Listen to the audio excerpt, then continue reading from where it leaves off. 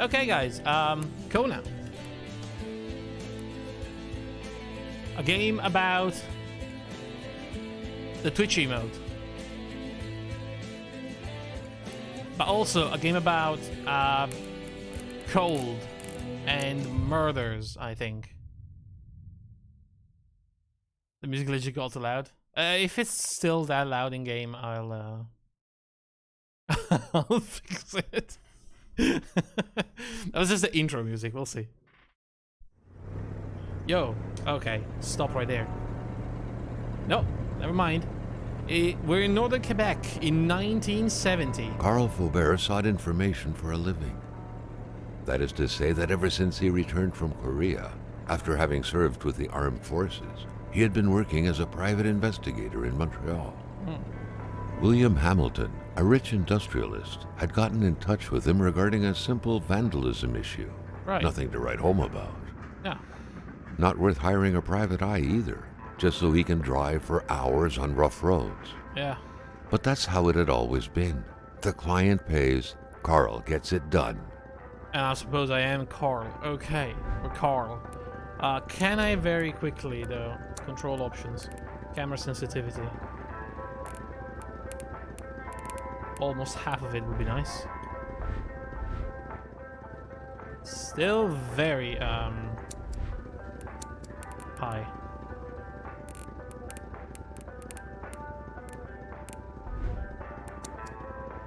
Low checkpoint, hang on, no. Just get out. Yeah, much better, alright. Okay, we're driving, guys. Oh my god, They gave had me set up to meet at the general control of the store, car, you know how that his goes. client's business. Well, actually, the entire village had William Hamilton's name written all over it. Right, very important man around these parts. I'm already sort of off-road, hang on. When the roads were bad, muddy, or snowed in, it was customary around these parts to close them off. Right. But it was also customary to ignore those signs entirely and drive there anyway. I see. That sort of makes sense. What's this? A table. Inspect. How do I inspect? E. How often does a road need to be closed to require 2 picnic tables at its gate? That's a good point. We're in Lac Atamipek. Carl was meeting his client in a store near this area. He was on the right track. Which probably means gas station. But it does sound like the name of a place. Hello? Anyone in here? Hello?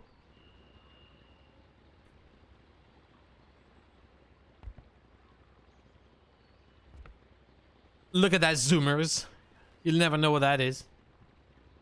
You'll never know the pleasure of making a phone call with that telephone. I would ask my mom when I was like 3 or 4 years old, Mom, can I make the number for you? Because it was fun. It made like a funny sound, like oh, so good. It's a flyer. Manastan. It will be good. Die faire bon vivre. Right. Is this like, it will be good, we promise. It's not gonna suck, we promise.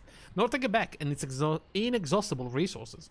The province of Quebec sits on an inexhaustible abundance of natural resources. Why not take advantage of this? Our valuable minerals could travel the world and reach places as far as Dallas, USA. Wow, that far?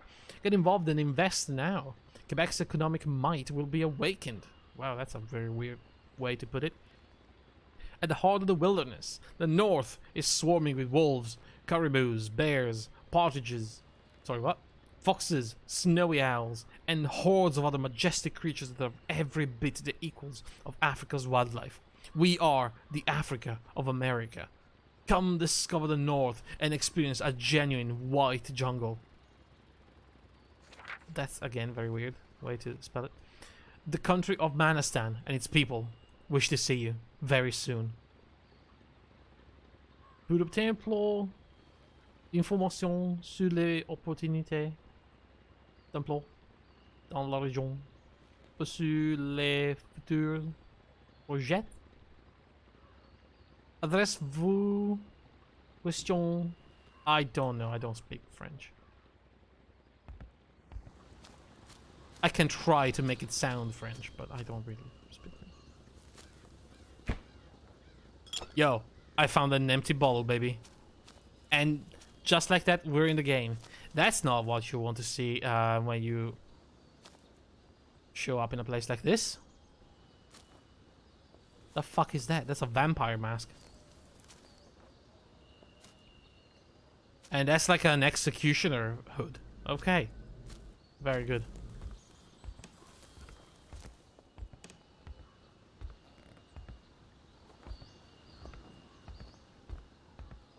Is that the flag of Manistan? Emperor Duplessis, in spite of his conservative agenda, did a good job in colonizing the rural north, which helped to re-establish the region as an integral part of the province of Quebec.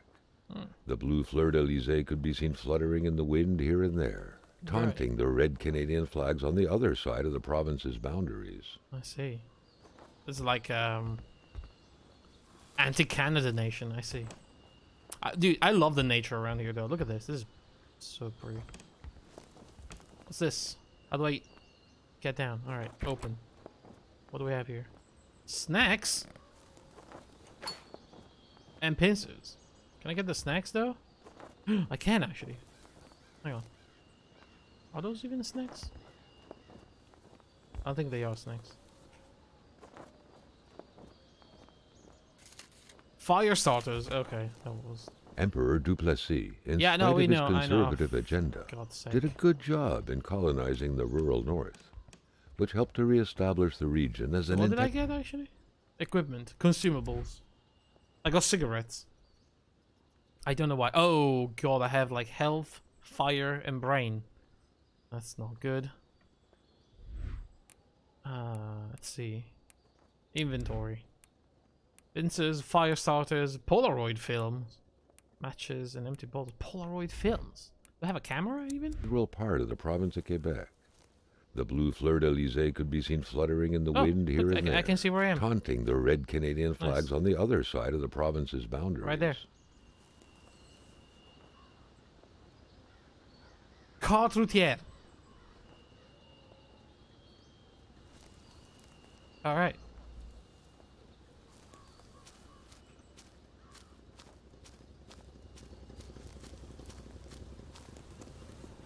So Hamilton never mentioned a road-blocking barrier. Why was it needed here in the back of Beyond? That would, however, be a mystery for another day. Carl had waited long enough for someone to come and raise it. Still not a soul in sight. There was no point in waiting any longer. Carl had to figure this one out by himself.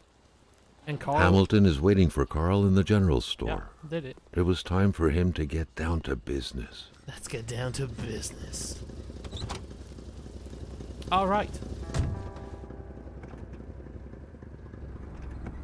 William Hamilton enjoyed a lavish country house built in the very heart of the northern forests, not too far from here. All right, here we go, guys. Populace was Nice divided drive when on it the came to the countryside of affluent man. Canada. Some saw a wealthy philanthropist dedicated to improving the region's economy. Right. Others an aging Englishman who would do anything to further his fortunes. And those ones hated him enough to go on about scheming against him. Hamilton had recently acquired a few local businesses, but the last straw was the reopening of a mine, which gave rise to a wave of protests and threats from the Cree people. Oh, the Cree? The one from, like, Marvel? Given these circumstances, Carl reckoned that a good number of people must be feeling compelled to oppose Hamilton in one way or another. Wait, like, So far, I'll get out. only the industrialist's house had been a target, but soon enough, Carl thought, the target would become the man himself. I want to get out of my car.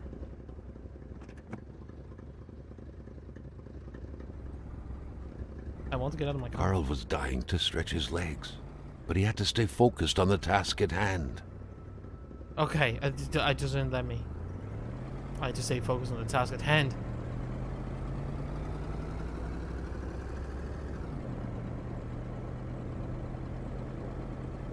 Which is not killing myself by crushing this car into a bridge or something. Oh god. Jesus takes a beat. Oh, fucking hell, what did I just say? Oh my god.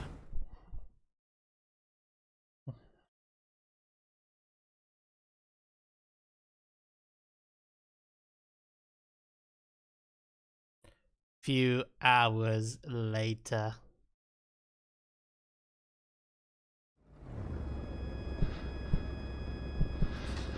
Carl needed to get out of there. The cold and the pain required urgent care.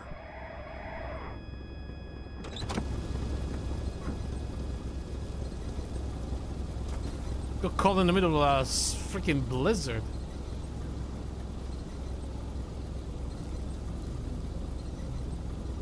And there we go. That's the game. Kona. We're done. We're going home now.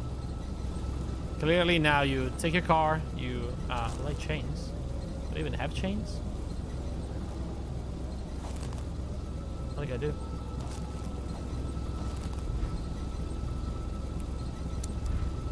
I have one fire starter in my car. Alright. It was so cold. Already Carl did not feel his toes anymore. Oh fuck, look at this. I can't go back home. The driver had taken off. It was still best to check it out and leave nothing to chance. Carl needed help. Oh, I got a med kit. Oh, come on, dude. There you go. What's in here? It was a small, locked box engraved with the letters WH. Okay. Carl thought about taking it. William Nothing was to be Hamilton? left to chance. Who's that? Isabel's photo. I see.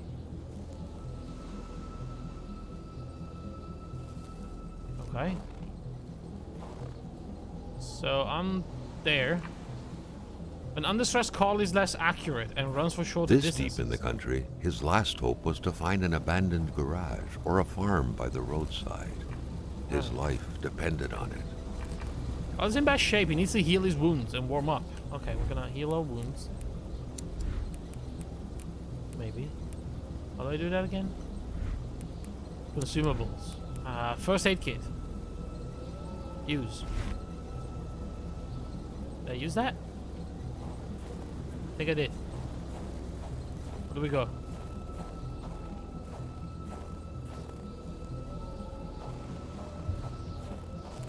Oh, there's a place here.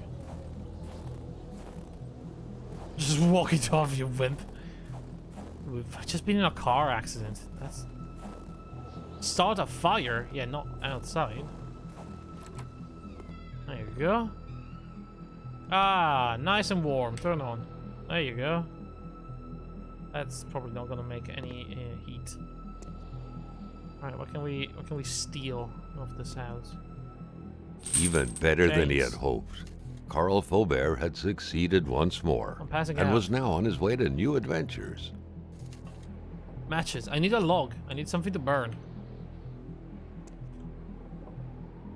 What's my inventory? How do I open my inventory again?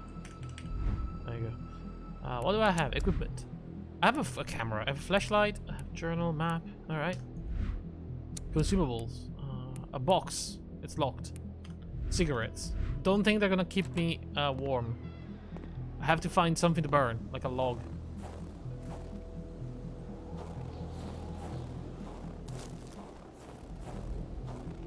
Maybe we'll find The something up cold here. was burning Carl. He would not hold up much longer. Yeah, I he know. had to warm himself. I know. I need that fucking log, okay? Where do I find it? Where do I find that freaking log? Oh my god, I'm passing out. I'm about to pass out.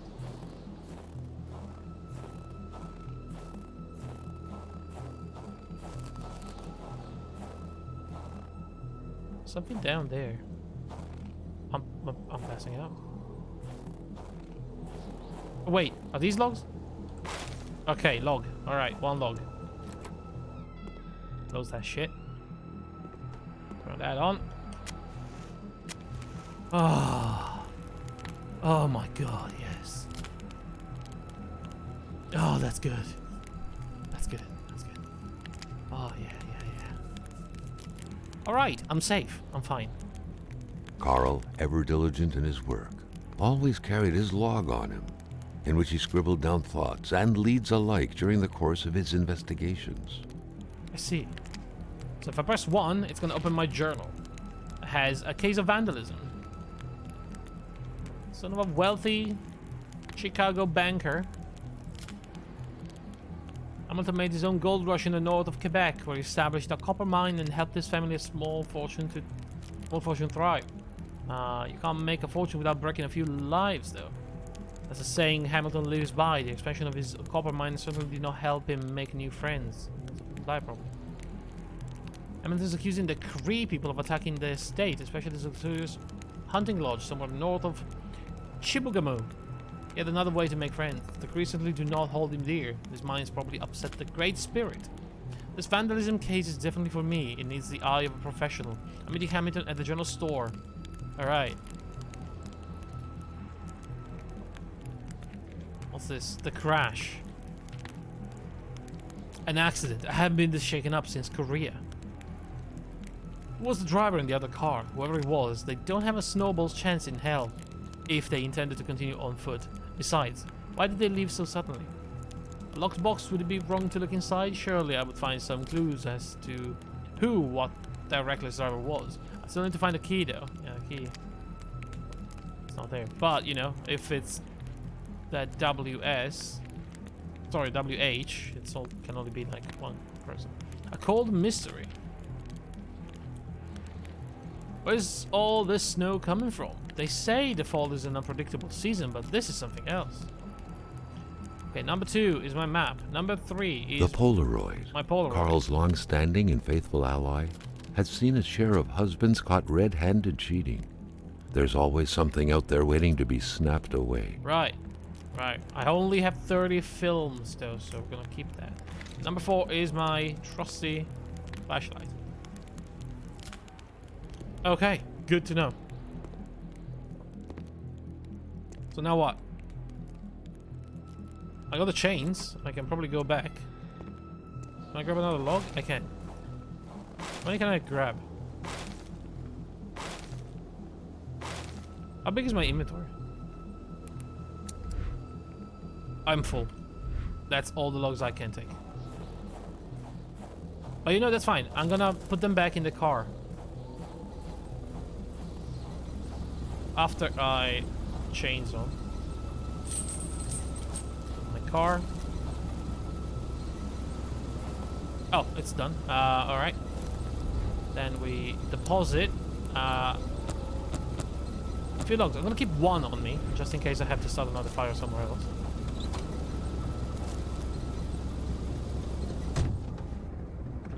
Okay, guys, we're good. Okay, we're good. Backing out. Fine. Alright. Put on the radio, why not?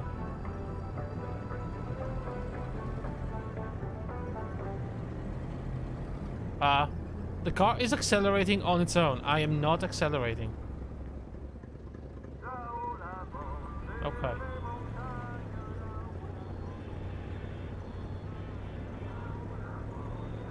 It's going faster. I'm not touching the buttons. Wait, what the heck is that? Now wasn't a good time to wander about. Hamilton was still out there. Right. I guess we don't care. That's why the car is sort of drying it itself.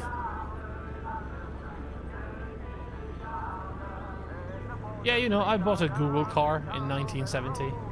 It's driving itself. Really.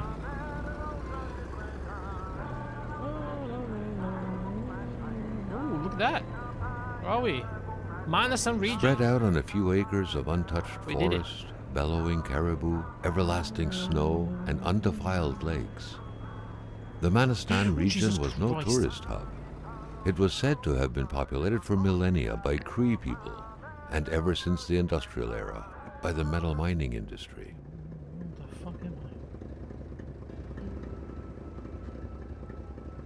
I want to get to the... Right, much further ahead. I think. Put it away.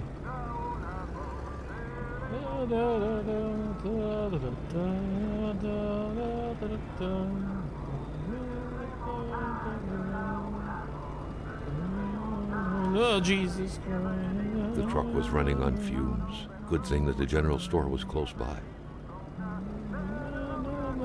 Oh, it's loading.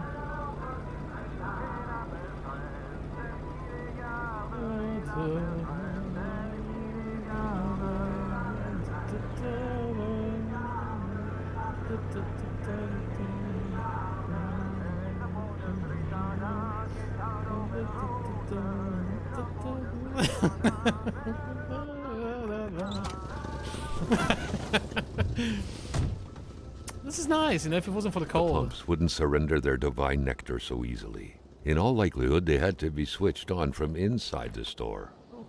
The milk? A milkman had to drive by every week to fill the bottles. Right. The fresh milk indicated a recent visit. Can I grab it? A milkman had to Nope. drive by every week to fill the bottles. The fresh milk indicated a recent visit. Right. What about, unlock? I don't have a key. Unlock. Open. Something fell to the bottom of the box. Ooh. Alright. With a key. Hello? Carl had no trouble recognizing his employer. He had been killed. There was no need to be a detective to figure that out. But only a detective could have noticed that the killer had to have been very close, that the fatal blow had been given before the victim even realized. Well, shit. The place is a mess. My employer is dead. I can go home now. Well, I have plenty of food if I have to stay here, you know. I can just bunk up until the snow gives it. Not in the mood to drink maple syrup. Oh, dude. Wrong. Always in the mood to drink maple syrup. Mysterious unbranded cans. What? What? You guys don't drink maple syrup? Like straight out of the bottle? That's right. An explosion suddenly occurred outside.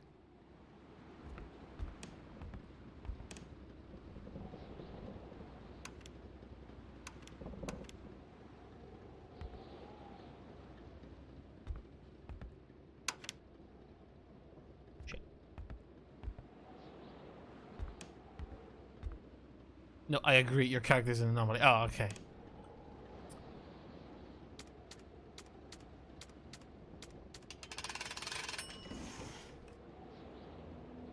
Yo, I got the post key. Nice. Interesting enough, I'm also currently somewhere in the freezing area hunting in the taiga. Nice. Garage key. Dude. What's this? Customer credit. According to that log, there's a bunch it seemed like the whole village owed some money to the general store. Carl was far more interested in the bunch of nearby addresses he had just gotten his hands on, though. Your explosion spooked my moose. Unlikely. Nice try, though.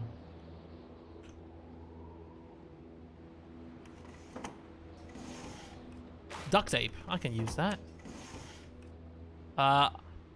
What the fuck is this? A drawer of dust. Okay. Sawdust in a drawer. More sawdust. It's probably actually tobacco, I would assume. Or, I don't know, tea? Do they keep tea in drawers? That's crazy. Surely they wouldn't. What's that? Carl knew that Gilles Lachance was in charge of the general store. Right. That made him one of Hamilton's employees. Right. A very angry employee, as Carl could plainly see.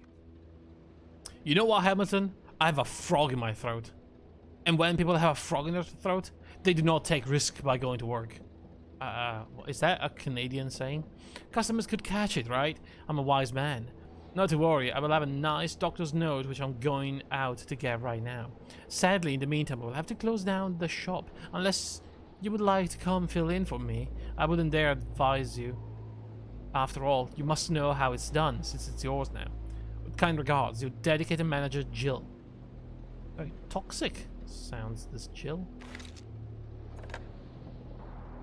Hello? The snowstorm pummeled everything in its path. Carl was not surprised when he heard no tone. Spices, maybe? I mean, it could be spices, but it's still crazy that they're somehow not in a jar or something. Sherry wine. Yo, we're good. That's gonna warm me up.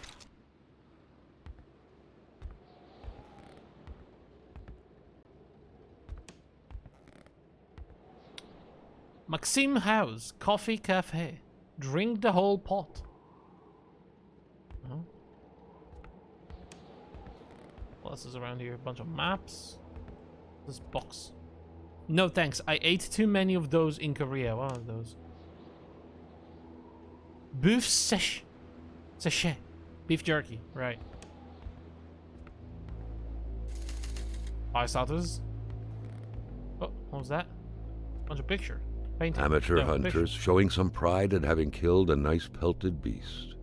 With men like this roaming the area, wolves would become extinct within 10 years, Carl thought. Look, that's Grey Fox. Hunting. A nice picture of the Magasin Lachance store, seemingly taken the day it was first opened. It feels frozen in time, from an era long forgotten. Right. Am I freezing, by the way? No, I'm fine. Jumping from that height was akin to tempting death. Perhaps that man on the snowmobile had seen enough of this world already. Okay, then we have a bunch of boxes, like security boxes. The general store also serves as a post office for the locals. Oh, there's a post. Right. What's that? Manistan, Quebec's Klondike.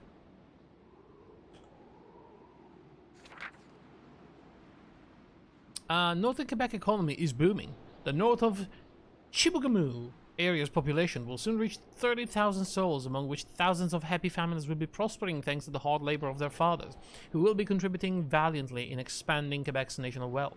Mines and hydroelectricity, hunting and fishing, the true Canadian dream. Yes, turn it into your reality now. The mines, a sector in full expansion. Did you know that since 1960, Canada tripled the amount of resource royalties it collects? Did you know that the country's true source of richness is lying under your very feet at this very moment? Well, the building of our schools and our hospitals depends on minerals. Exploiting our resources, the road to our future. The county of Mansan and its people wish to see you very soon. Alright. What's that? Open the cash register. Punch the price, 2 numbers minimum. Press sale. Turn the crank 2 times. Punch the machine if it doesn't work. I think I did that, didn't I? Secretary wouldn't be luxury in here. Electricity turned off from power line. From generator. We probably need the generator.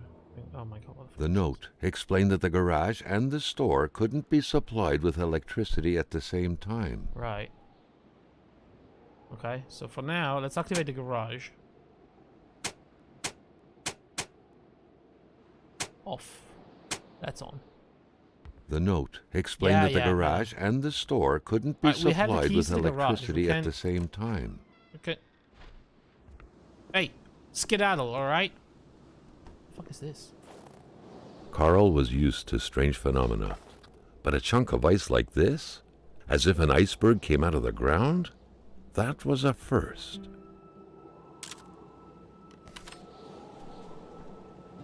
There's something there. What the fuck is that? Prince? Carl found a surprise at every turn. Was the camera faulty, or was it a possible lead? What the fuck was that? Fixed generator. I need pliers or something.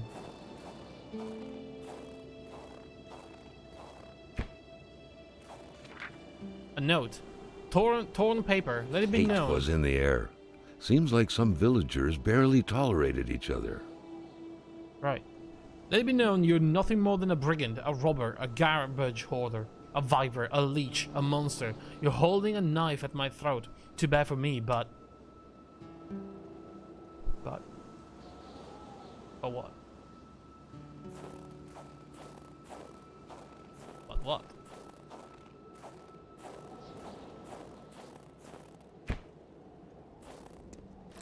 Unlock the garage. There you go. I can go back in. It's sort of dark. Get this. We need something. The cleanest spot in the area. Right. I need tools to fix the freaking thing outside. Can I get some tools?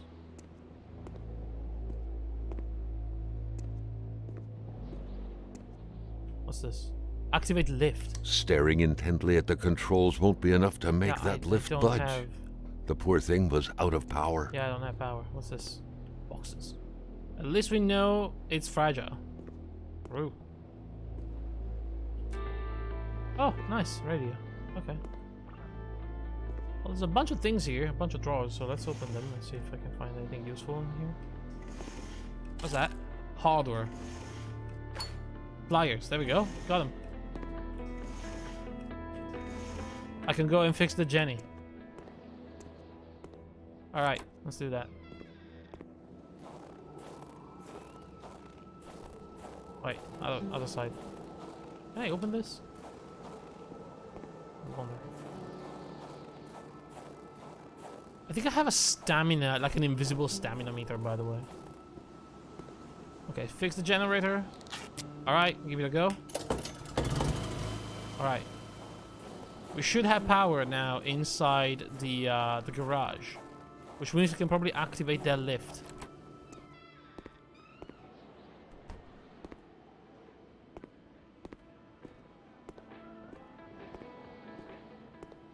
Go. Yo! What did I just do? I found a crowbar, is what I do. At long last, the crowbar was within Carl's grasp.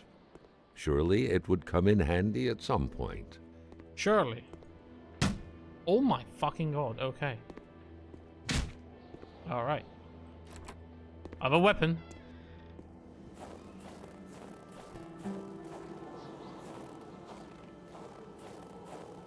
There's footprints.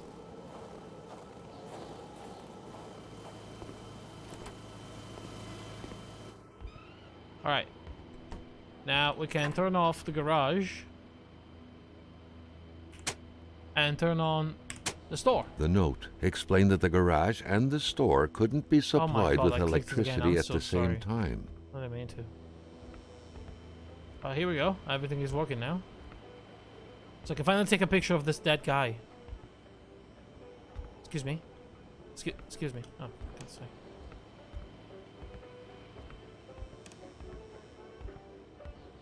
Alright. That's my employer, even. Got him. Yeah, that'll do. That'll do. So, what's up with him? Carl felt a chill down his spine and had a terrifying realization. If Hamilton was dead, then who was going to pay him? Good point. I'm just gonna take whatever's in that bag. What could be inside that envelope? Envelope. Carl was taken aback. He knew this address. It was said to be the address of the P.O. box for the Canadian Secret Service. Secret Service? Mr. John Vaughan, Montreal. Alright, read. What the heck? What does that even mean? Alright, let's see what we have here. Okay. Consumables. I have the box. A key is required to open it. Right. Okay, so the cigarettes is gonna increase my brain and lower my health a little bit. My brain is going down. I probably need to do something about that at some point. 28 Polaroid films, bunch of matches, an empty bottle, a fire starter or a log. The key? What was that key again? The post key. Okay. It's probably for the thing outside, right here. There you go. Oh my god. The murder weapon. A gun. What was that doing there? And a key. Carl wondered. Hamilton must have been determined to keep some information secret to post this key. Shame he got unlucky. Open the box. Everything made sense now. What's in the box? Poor Hamilton's denunciation was interrupted, and he figured it would be best to lock everything up and send the key to his correspondent, who would receive the box later on. Clever, but not enough. That's what happens to ordinary people playing spy. It is a citizen of Her Majesty and the free economic chambers of the world that I must address that follows to the proper authorities. The worst is happening at this very moment. I cannot write at length, but I am requesting immediate help from my country. I believe the free world is in grave danger. A member of my community, the Honorable...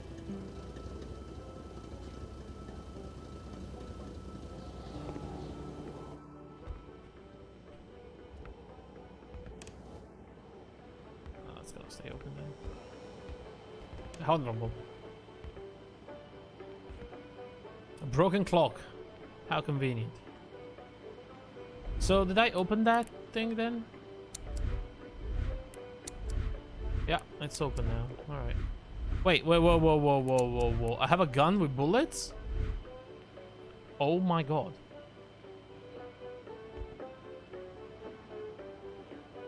Okay. Next time be less verbose. Name. Bad. Dot. Urgent. Dot. Help. That's a good point.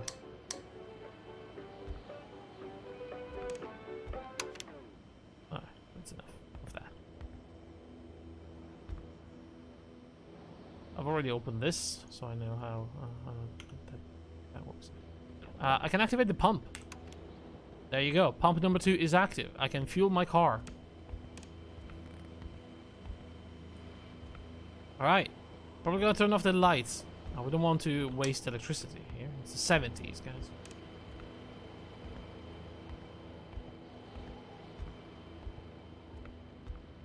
And we're running on a generator, so...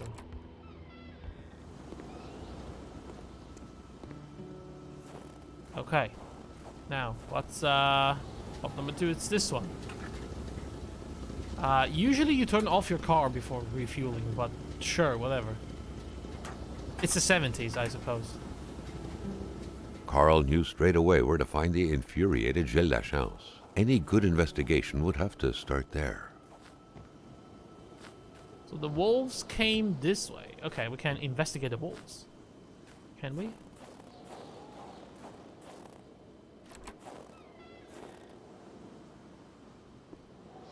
Aha. Should I be following these things? Uh-oh. Carl was beginning to know the store and its surroundings like the back of his hand. The seeker had sought.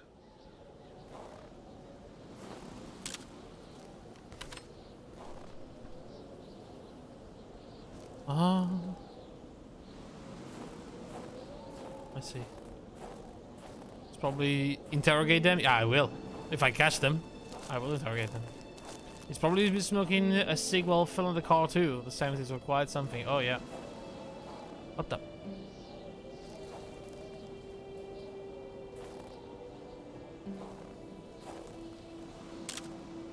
The fuck did I just... Goodness. Carl wondered what the hell could that thing be. It looked like a man fossilized in ice. All of a sudden, Carl felt like he was pulled inside a world of dreams. A cold, unknown dimension. Somehow, self-control was slipping from his grasp.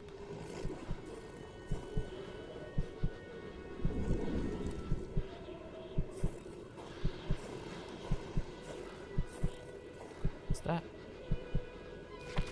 Mysterious journal. To all Page appearances, this was a hunting log. Better yet, a war diary. A war diary. The beast enjoys long slumbers.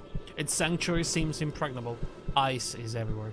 I need to exercise patience and wait for it to come out. To think like a hunter. The beast often invades the settlements bordering the lake. It terrorizes the white people. They never see it coming, but they feel its presence. A cold dread grabbing at your innards. The beast excites the wolves, makes them more aggressive. One attacked me. I had to cut its throat. The blade digging into its flesh made the sound of a taut wire. The beast is getting closer to the villagers. It moves at night, bringing heavy snow and strong gusts of winds along with it. I tracked it to no avail. I do not know the white man frozen in ice, but I do know this. It is the work of the beast. Its attacks curdle the blood of its victims. White men know nothing of this force of nature. I touched the eyes imprisoning the white man. I saw things, but I do not understand them. It was as if past and present were one, or as if I was a spider, and with my 8 eyes I could see backwards and forwards simultaneously. This beast, this creature, is not of this world. I must find the beast again, and if necessary, eliminate it.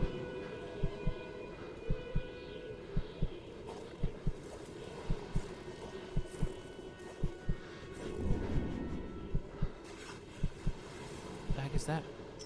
What could these engraved numbers mean? A fresh 739. path suddenly appeared before Carl. Okay, 739. Am I dying of cold, by the way? Oh, I don't have stats in this. Weird.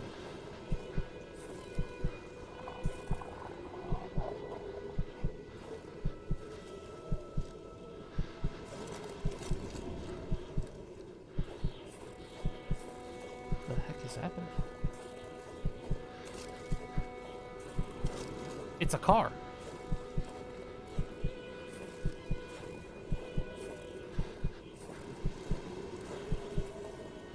This? There's something in it.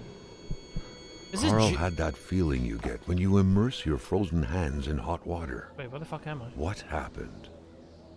Now at least he knew who the unfortunate man petrified in ice Gilles. was. Gilles Lachance, the general store's manager himself. Oh my god. So that's recent, huh? The freaking thing that happened there with the Iceman, that's recent? Where the heck am I, though?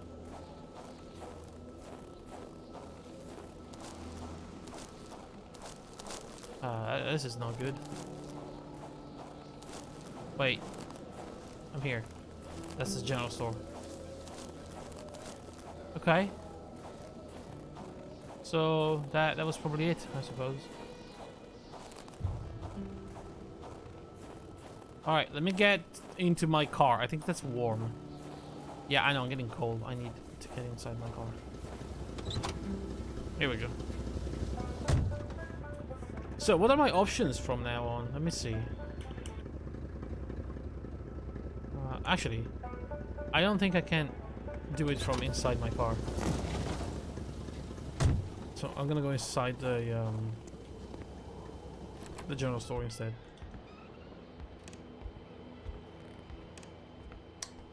Okay, so let's see, what do we have?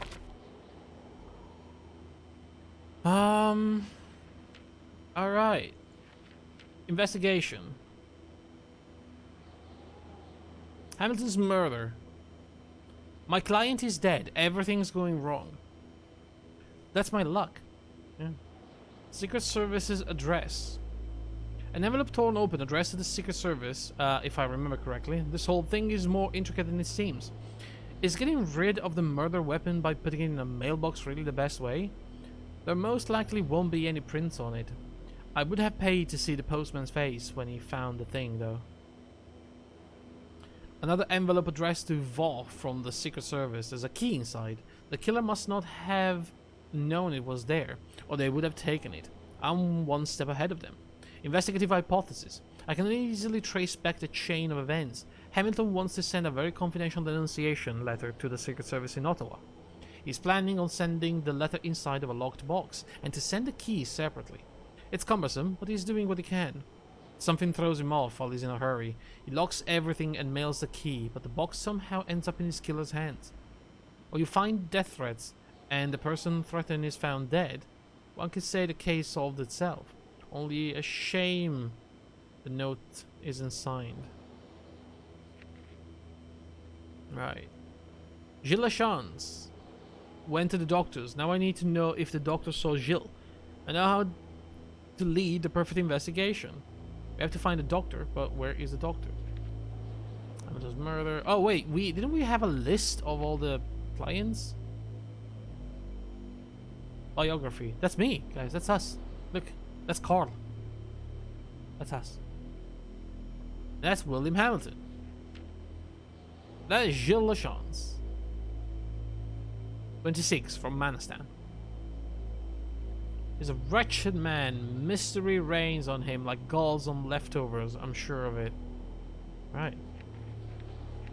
Space for a lot more people in here. Okay. And we have a list of photos. Cool. Okay, so the plan is to find out through a list of people if we can see a doctor. What was the list of people? That was not it. They take the list of people?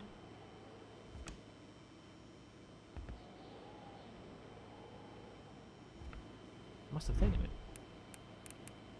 Documents. The necklace said what? 379. Okay. Maps. Oh, look. We have notes now. Roy, Bedar, Lamothi, Bluin, the doctor is up ahead. So if I get out of the general store and I take left, should be getting to the doctor. Probably through a bridge or something. Alright, Hamilton is all the way up the road. All the way to the north. Would it be good to go back and explore Roy's cabin, Bedar cabin, and Lachance as well, probably. Wait. Yeah, Gilles Lachance. Yeah, that's probably a good idea. We'll do that first then. Okay, I have a plan. Nice. I like this. So far. You know, I do like myself a mystery.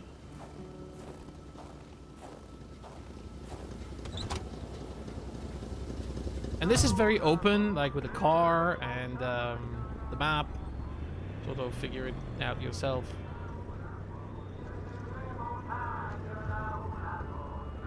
Oh, shit, hang on. Alright, turn off the radio. There's a tree in the way. I'm gonna have to go through here. There you go.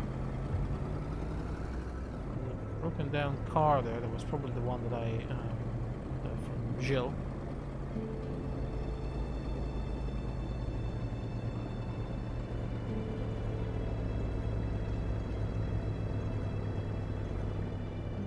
Should probably not be driving and looking at the map at the same time, but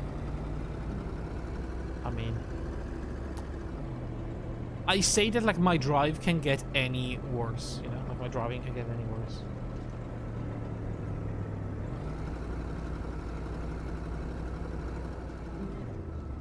Oh, there we are. Wait, hang on a second.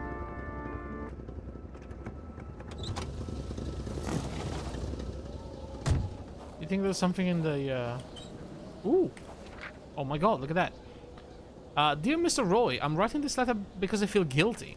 The other day, Martin and I were taking a stroll not far from your house, and we saw that the door to your shed was open. I wanted us to mind our own business, but Martin likes living on the edge. I took a few shiny things, including some bullets. Now, my dad always told me never to play with those things, so I immediately put them back. But Martin hid the other thing, I confess, Mr. Roy. I have so many regrets, but you mustn't call the police. You won't call them, will you? My father would be so angry. I will bring back all of your things, I promise. Marie Bedard.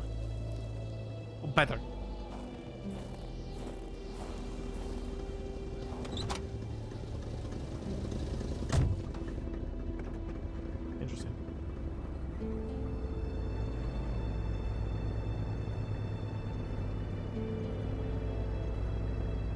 It's loading the next cabin, probably. There it is. Roy's house. Alright, can I turn off my car? Do I always permanently leave the car on? Isn't that going to consume a lot of gas? Doghouse. Alright. Hello? Anyone home?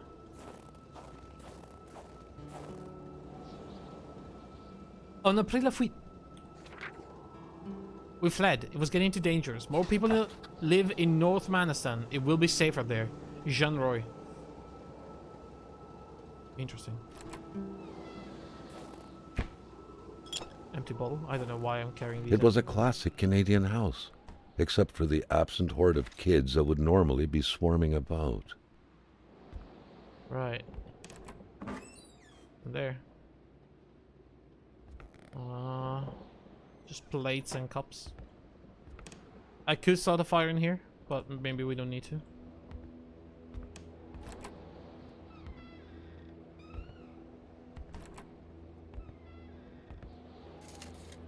Fire starters.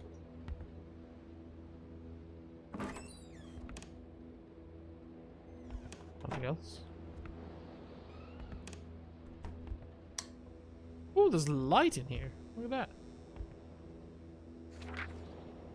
The Fantasy, page 1. Mathieu had yet to add murder to his curriculum. He was fond of new experiences, especially the most thrilling ones, and taking the life of a flesh and bone individual who the night before was still able to think, dream, fantasize, calculate, read, held the promise of exhilarating sensations. Unlike Raskolnikov, it wasn't about axing an old Jewish hag to pieces to test some lunatic theory. Not at all. Mathieu just wanted to know how it felt. It seemed so simple. Horribly simple. He didn't have any particular victim in mind. Like most people, his desires ran quite wildly, so he only had a vague idea of them in mind. He pondered using a rifle or a knife, assassinating a young girl or an old man. He tried to focus on practicability. His victims would have to be defenseless. Bodybuilding wasn't exactly Matthew's strong suit. He would have to act spontaneously, but not too much. He wasn't that eager to learn that spending the rest of his life in prison would be like.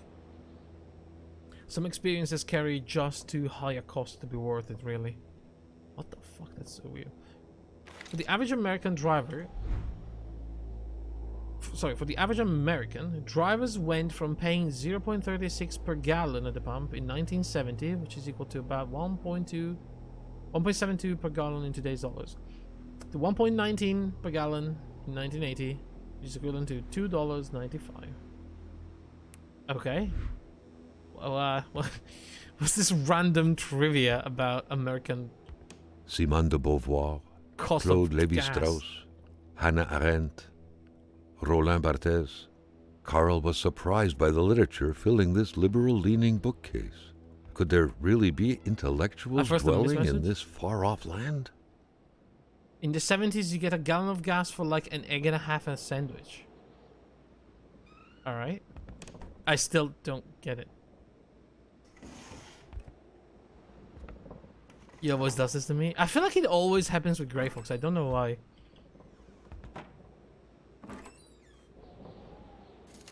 Seven matches? I don't do it on purpose, I promise.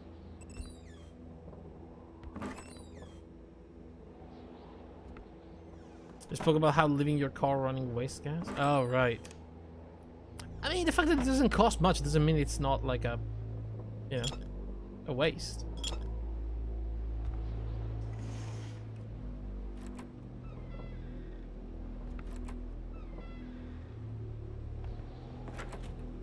Yo, look at this though. I mean, I could steal some of that food and eat that. It's probably so cold out here that it's still good. Oh, never mind. Thought that was No, don't close it on me. It's locked. Alright. I have to go back in from the other side.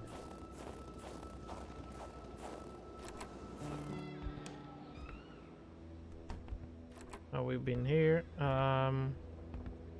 The photograph was snapped not too far from here, Carl noticed. Right. The couple seemed to be very good friends. The couple radiated something akin to lightheartedness, to freedom. Perhaps some people out there truly found a way to live happily ever after. A picture of Wilfred in his youth. Carl figured right away that the man must have been some kind of wildlife officer. New journal entry.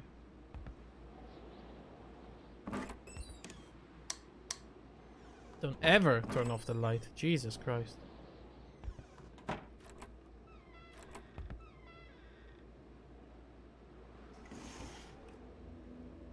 What was that? Painkillers. Nice. If I ever get hurt again.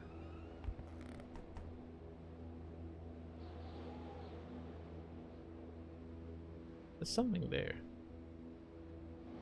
It probably is outside, actually. The bedroom.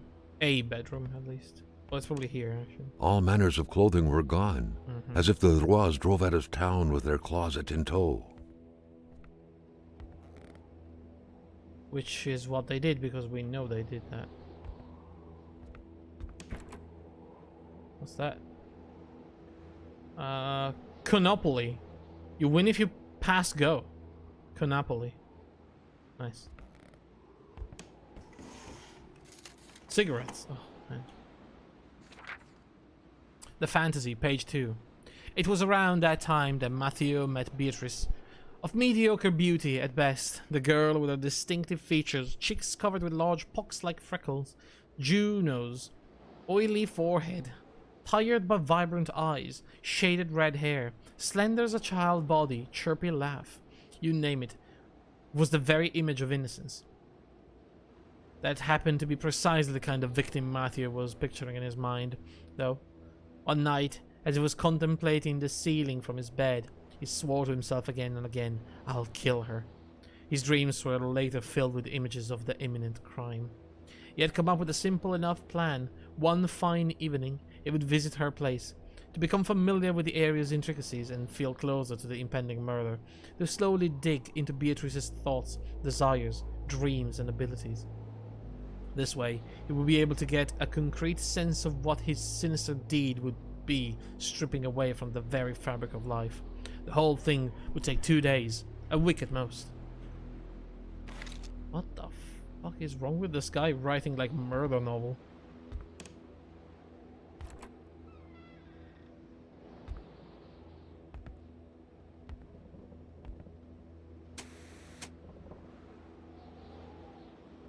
Yo. I cannot read what that says. Joe Dasai? I don't know. That's a picture. Page 3 of the fantasy novel. The first time he met Beatrice, however, she unexpectedly revealed her troubled origins to Matthew. She was adopted at the age of 4, and recalling her former life still gave her a hard time. She played the piano in so graceful a manner that people often thought she may be natural offspring of a musical virtuoso. She always cried before falling asleep, torn from the inside by a dreadful pain she couldn't explain. She confided to him so profoundly that Matthew couldn't get enough, coming back every night to learn every single thing of what would come out of that delicate mouth after pulling one last breath out of it. Every night, he reflected on what the death of Beatrice would mean in terms of losses to humanity's common heritage, be it the sound of her sobbing or of her piano melodies, the compulsive tapping of her long index finger on the temple when she harbored dark thoughts, or any other little things. It didn't matter. Everything would indiscriminately vanish. Everything. All these thoughts made for some blissful slumbers indeed. Then days became weeks, and before he knew it, it was Matthew's turn to throw his secrets at her, his hopes, his cries of despair, as if throwing coins in a wishing well. She'll be dead by the end of the month, he promised himself. A murderer's diary. Carl's detective training compelled him to write some excerpts down. What sort of monster could give life to such a bizarre tale? The two lovebirds were still going at it 7 months later. though confiding fears and desires alike near the fireplace several days a week. The populace took notice, and wounding words eventually found their way to Matthew's ears, prompting him to take action to prove his gentlemanship. He had to ask Beatrice's hand in marriage. He would have more than enough time to kill her later. Today, when Matthew stares at the motionless ceiling, just like he did 20 years ago, he still wonders what he would be removing it from existence by slitting Beatrice's throat. What he would be depriving his children of. Then, as if soothed by his fantasy, he gently drifts of smiling the night away. So, he started by wanting to kill her, and then he married her. Not a single weapon was left. All of them were gone. All of a sudden, children's as well. I found 5 bullets. Caliber 303. I don't know. I don't think that's for a gun. I think that's for a rifle. But I don't have a rifle.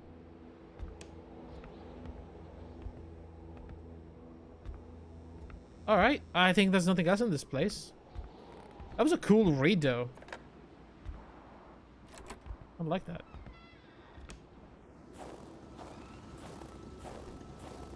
I think there was something behind the house that I could probably maybe pick up. Or maybe not.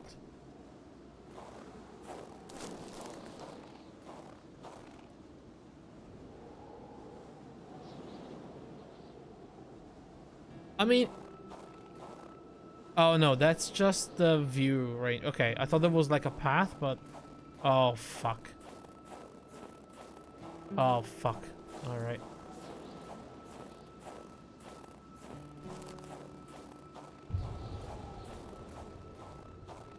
Where do they start?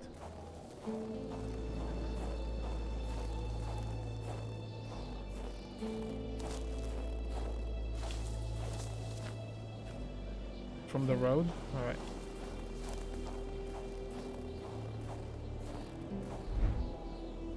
My brain and my heat are not doing great, but I sort of have to go. Or maybe we should stop for a moment in my car. You know, regain some heat and then follow the footprints. It seems like I gain brain and heat very quickly.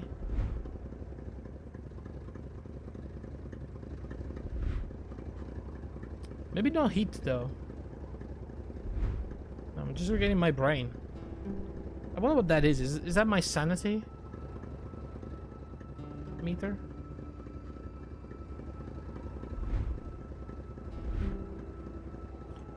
It's probably fine.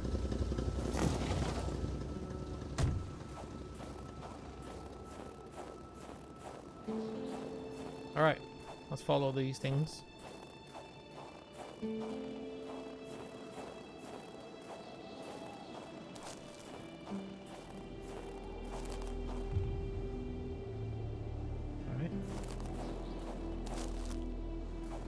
I've lost him.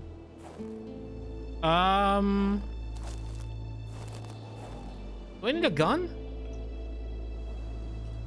Where's my gun? Alright. Alright, I don't want any funny business from you guys, okay? Oh, get back. Get back. Right now. I'm going to shoot.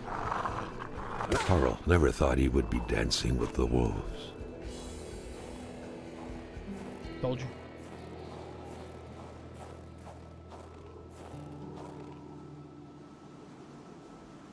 I need something to get into that hole. What the fuck? Carl wondered how long he would have to endure this skin-stinging cold. I don't know. Probably not too long. I'm gonna go in this hut and probably start a fire if I can. I cannot, but I found a flare. And 10 Polaroid film. And some more bullets for a rifle though. And a magnet. And a hammer. And a fire starter. Okay, I'm gonna have to make a fire outside here, or I'm going to freeze to death probably. No, well, I mean, it's not that bad. But I'll make a fire.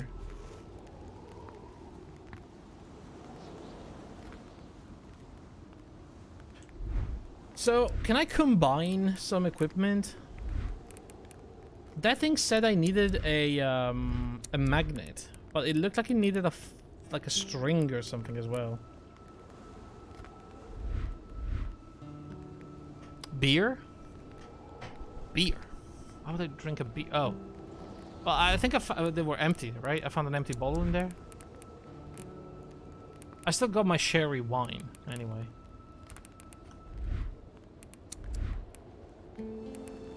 Beer bottle. No, I do have a beer, actually. That's a full-on beer. Speaking of beer, guys, I do have a pretty good beer in my fridge right now.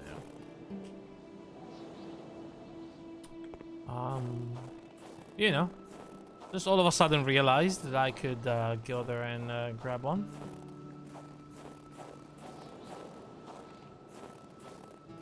If you get a beer, I will get a beer too. Alright, let me see where this goes. This goes to Bedar's house, so I'll tell you what, I'm gonna grab the car, we're gonna get to Bedar, and then I'll go grab a beer, alright?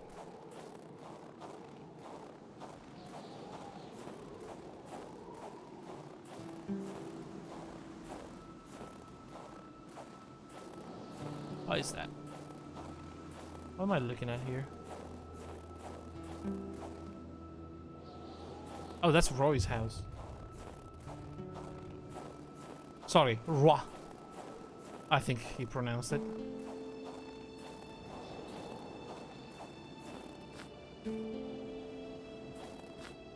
Oh boy, I cannot cross this, huh? Thank goodness there was an opening.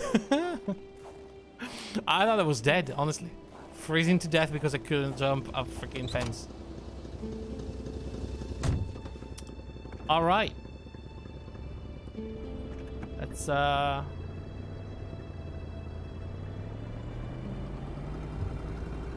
get to the other house.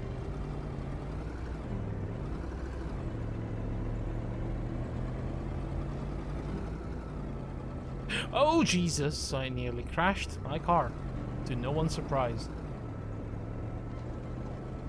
Alright, there should be another exit somewhere around here. Hang on, let's check just the map. Okay, there's that one. And then there's one right here. First of all, as always, we commit a federal crime by stealing someone's mail.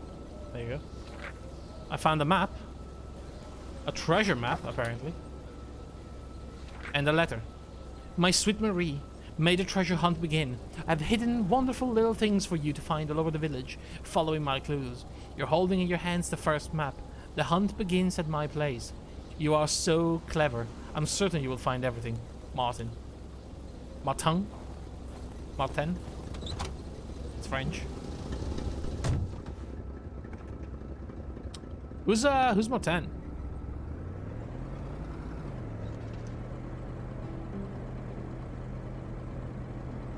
Who's that guy? Huh? Do we know? Do we have a last name? Alright. Here we are. Let's park my car right here for the moment.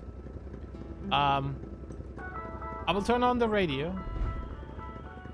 And I will go grab a beer, okay? So, Grey Fox, go grab yours. And if you have one Hexa, go grab yours too. Gonna be beer buddies. Just got an ashtray. You know? It's beer.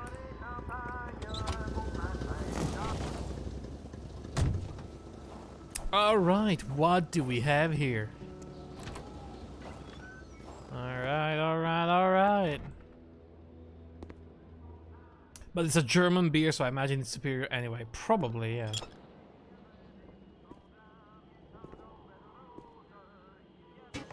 Empty gas can. Alright. What do I do with that? Shut up. A true Catholic always strives to keep lowly temptations at bay. Obviously, Carl thought, someone in this house wasn't doing a good job at upholding the Holy Bible's teachings. Alright. Oh, because that's a lot of booze. Wait, does the Bible tell you not to drink beer? I don't think so.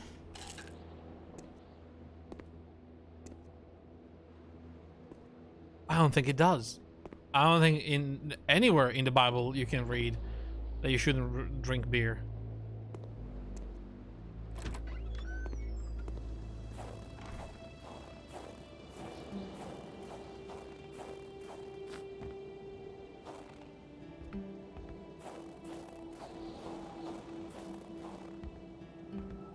What's this? What was Wow. even the point of locking your door? I don't If know. everyone hid their key in the same place. Carl was starting to feel like his investigator life lacked challenge. The house smelled like incense, the kind that reminds you of the good Lord, of peace. That's good. I am lucky to be blessed with cheap taste, though. Most people around me don't like Rotlicht. It is more associated with the riffraff. Literally means red light. It's also the cheapest beer you can get before you get into cheap beers. Right. That makes sense. Did the monks live off the beer for months at a time? I think so. Like, it's one of those very, you know, homemade brews. Ah, La Bible. Yes, La Bible. No loose change in the cracks. Fortunate. We could start a fire, but why would I do that? I am pretty full on heat. Not really, but... Religion was very influential throughout Quebec many years ago.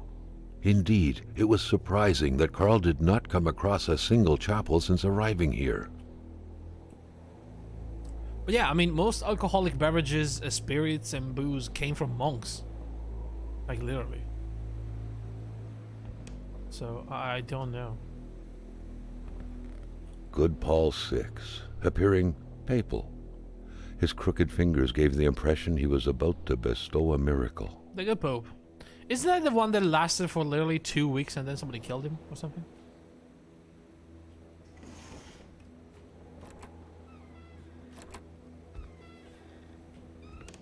Okay, I think it's cold in this house.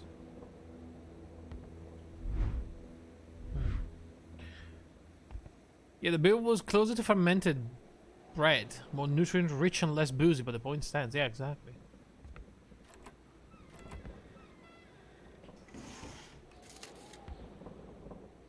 Ooh, there you go. I have a wired magnet. We can go and get to that thing in that hole. Or Polaroid film. Man, I can start taking pictures now. I have so much film. What's that? Matches. You know, food for rough times. Anything for me, though. The perfect cookie-cutter Catholic family, most likely attending church every Sunday.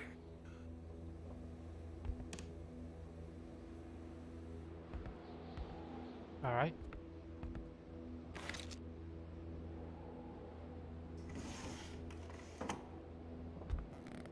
The family's mother must have spent her days washing the filth off her kids' diapers. The empty cradle sent an eerie feeling down Carl's spine, as if minutes ago someone just grabbed the baby and made a run for it. Love of religion and ancestors was rooted deep inside the hearts of Canadians of old, Dude, to which the Bedards appeared to be closely related.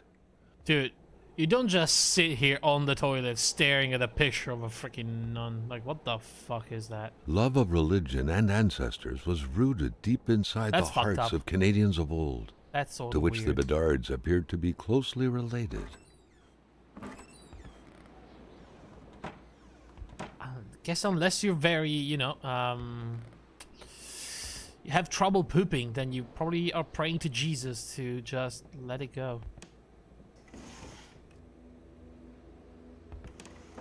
What's that? Who knew that giraffes thrived in the North Pole? The craze for toys was stupefying.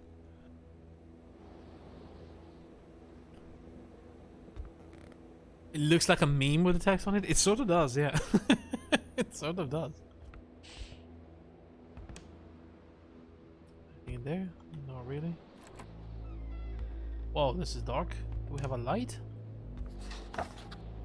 New journal entry. Dreamcatchers. Hang on a second. Was there a note in here that I forgot to read? On the fridge.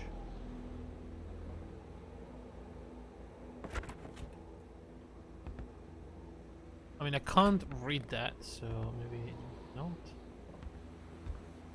Alright.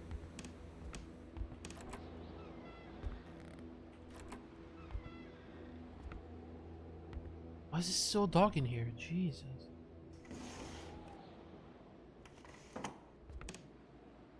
What is that? Bingo! Right.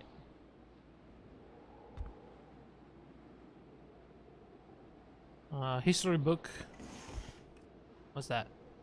Marie's diary. Jean-Luc Bédard had without a doubt been the closest man in the village to William Hamilton, otherwise known as Uncle Willie. August 16. I have a diary, just like Mum. Unlike her, though. I don't wear a long face when writing, but I do love to write my thoughts. And about Martin, most of all. I love talking about him. I think he loves me too. Just like in Romeo and Juliet, people don't like it when I see him, only because he's Blaze? But just like in the story, nothing can stand in the way of true love. Oh my god. I lost appetite. I can't sleep anymore. Every waking hour, intense shivers run through my body. That's making me see Dr. Beaupre with his big hands touching me everywhere, his foul breath exhaling all over my face. Yuck. I'm not sick. I'm in love. I love Martin so much. There's nothing I like better than thinking about us playing together, like we always do. I wonder if he found the key I lost the other day. It was pretty sad when I did, because it's for his dad garden shed, and Martin has always been afraid of him. I think Martin's dad is a bit like Dad's god. The key fell in a burrow next to the shed. Poor Martin. He cried like a baby, but I still love him. Alright. So do we think that's the hole that I have to dig into? Works of art from a future artist. I can do better than that.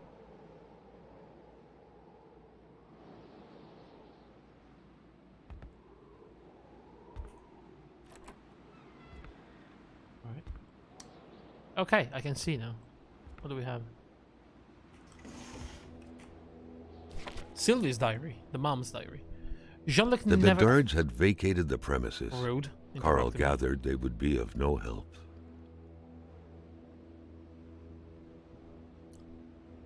Don't shame. I'm like that guy in that painting game that I played. Absolutely destroying that kid painting. Jean-Luc never had a knack for mathematics. Try as he might, he'll never realize that he simply cannot be the father of the child I'm bearing. Oh. But how can I be sure? I have to keep this a secret, at least until the time is right, when it will be safe. Dr. Beaupre told me it would start showing soon, that I couldn't keep it hidden forever. Got a master courage, he said, with his usual condescending tone. Courage to face what's coming, but he doesn't get it all. For him, I just had some childish affair. He doesn't realize I brought eternal damnation upon myself. Marie is very sick, and Jean-Luc plunges into despair. I told him nothing about the evil growing inside me. Sometimes I get the feeling he can see right through me. My Marie is suffering and I'm the one to blame. Oh Lord Almighty, why do children have to pay for the parents' sin? Marie has recovered, but there's something really gloomy about her now. She's always seemed so sad. Maybe she caught a glimpse of what dying is like. What if she's an unhappy child now because of me? Jean-Luc truly honored me 2 nights ago. If the baby makes it, maybe Dr. Beaupre could convince him that it was born. Convince him that it was born prematurely. That's my only way out. We're heading to Lac Saint Jean tomorrow to visit Jean-Luc's mother. I need to. The situation is untenable now, and we fear the worst. Right. Dreamcatchers originated from First Nations legends. They were used to trap nightmares. Wait, did I miss a page of the other diary? Marie's diary? Hang on. Marie's diary. I did. Mom often cries when she feels lonely. I think there's no reason for her to cry. Mom can be stupid sometimes. Dad works a lot because of that wealthy Englishman buying everything. That's what notaries do. They make sure that people get what they're paying for, basically. It's complicated, but that's how Dad explained it to me. The rich guy doesn't look half as bad as Martin told me he was. When I saw him this morning at Dad's office, he told me, "Call me Uncle Willie." I found that pretty funny. Plus, he gave me candy. Okay, it was kind of old and dry, but still candy. I think Dad gets along well with Uncle Willie, because when he's with him, he laughs the same way he does with Father Label.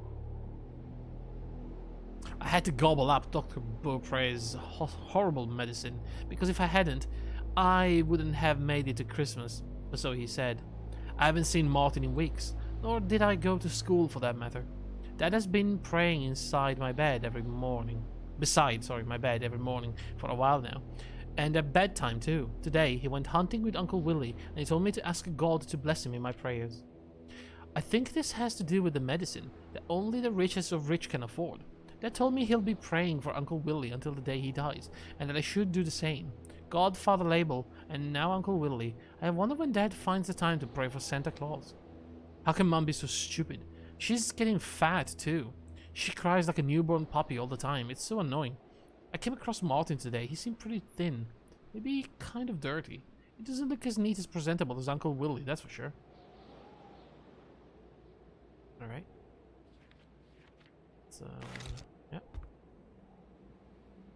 Okay. I think we're done around here. We found what we needed.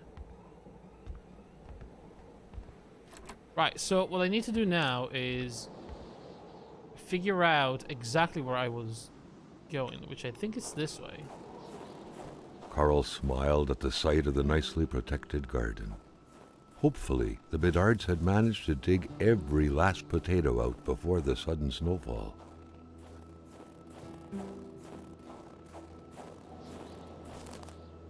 Oh man, I don't even know. I mean, I want to say that's is that the shed? No, it's not. Cannot be. I'm gonna get lost in the snow here.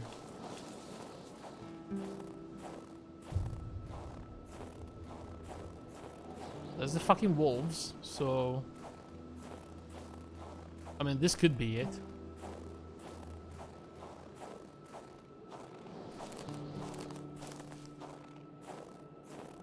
Carl's scout training was buried deep in his memory. Yo. What do you need again to start a fire? I got logs. I could start a fire, really, if I wanted to, but why? I know where I'm going, sort of. I just hope that there's no more wolves outside, or I will die. Well, I do have a couple of bullets left, but I would prefer not to use them. Carl wondered how long he would have to scared me. endure this skin-stinging cold. You don't have to be so loud about it, Jesus. I think that's the hole. I think this is the hole. There we go. I got a talisman.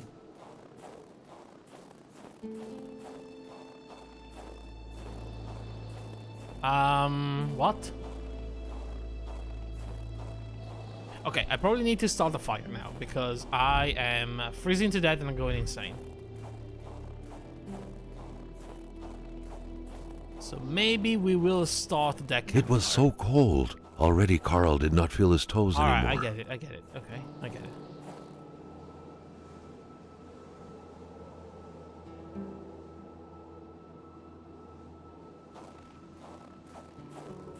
Fine, I'll do it, okay? I'll do it right here. Oh, yes, okay.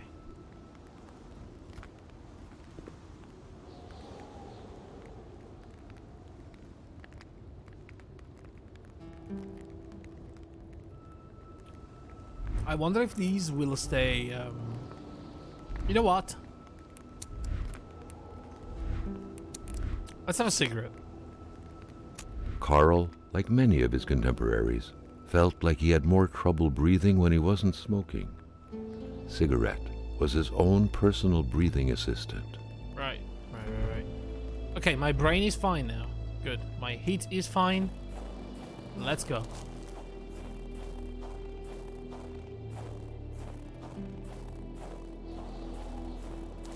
So we're still following the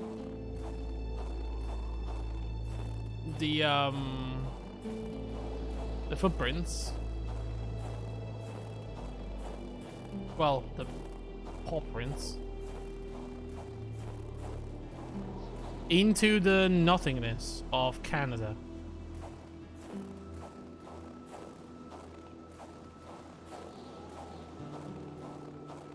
I have to be careful.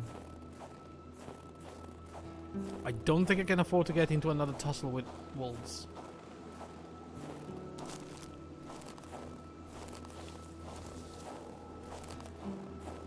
There's another campfire here. A beer bottle. Alright.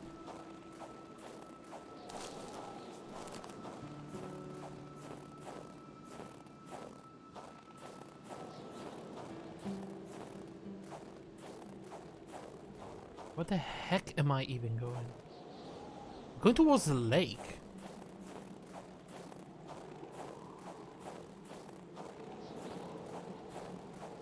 Is this man-made, by the way? Oh, hang on.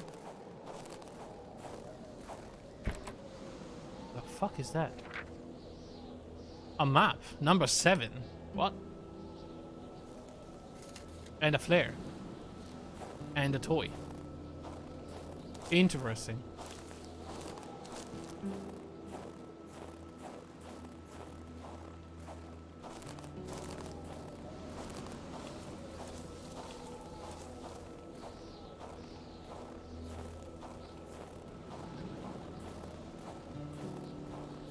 Yo. Who the heck is camping here? What sort of crazy person does that? There's matches, painkillers, fire starters. There's a shovel in there. And a bag. I could start another fire here. If I wanted to. What the heck is this? What the frick? Hardware. Another gas tank? I can't pick up. Think it's a good idea to do the maps as you find them? I don't know. I mean, I'm in such a weird place right now in the middle of the cold. I don't know if they're relative to where you found them. I mean, I can sort of check. But my stats are going down. I don't know if I can afford, you know, to spend the time. Hang on, treasure map.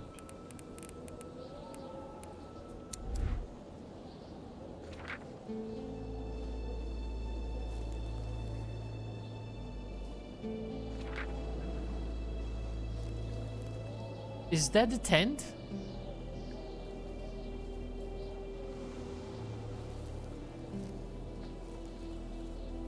Do you think that's a tent? Or is that a road? I honestly don't know. Let me see. Let me see the big map. I mean, it could be in that area, actually. Now that I look at it, I think it's right there, you know, above Bedard's house, where that little green patch comes out. You have to look at it backwards. I think this is like, yeah. So the circle is north, pretty much. And the X is like southwest? next to the road, so it does make sense.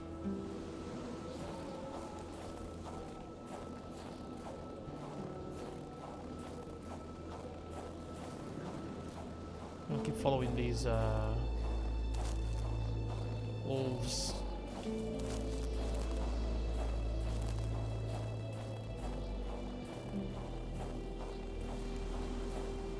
I mean, I wonder why are they here, these prints, you know? Is this like the game leading you to somewhere, or like what's the deal with this? Carl wondered how long he would have to endure this skin-stinging cold. Every time he does that, he scares the living shit out of me, by the way. He's so loud when he says that you're cold.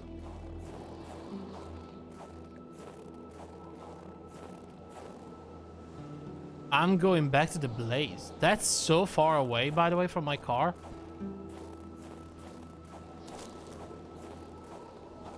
I don't know if I should go there, but there is a small bridge here. I don't know if this is anything. Okay, that sounds like I'm in water, so I'm not doing it. I should go back. I've lost the tracks. I've lost them. I should go back. I'm freezing to death.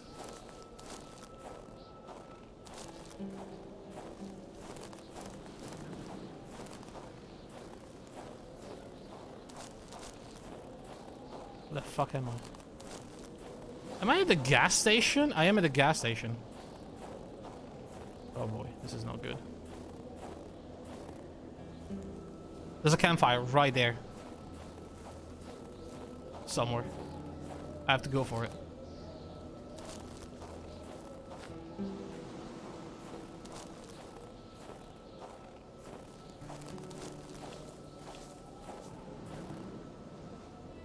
It's the one where that guy died.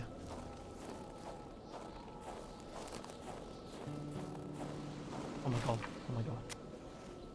Oh my god. Oh. Mysterious Journal, page 1. Miss enjoys long slumber. That's the one we read already, isn't it? Yeah. Oh, Jesus. Okay.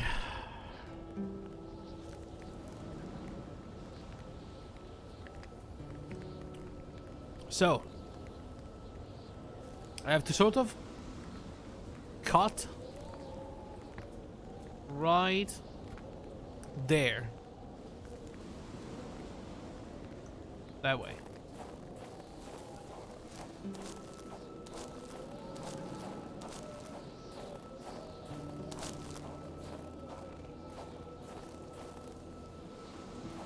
Right here. Past the road. Okay. Should get to the road right now. There we go. Now we cross it. And somewhere over here is the treasure. Or at least the next part of the map or something like that. It's loading the area. Yeah, that's the only shame. I mean, this game, unfortunately, is bound to loading screens, but...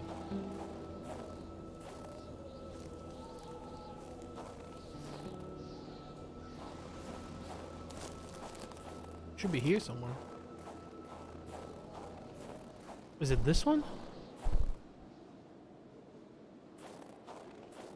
Yo, it could be this one. Map number 8. We're going further down. Next to the river. Those Polaroid films. Okay. Yeah, did we skip like a bunch of a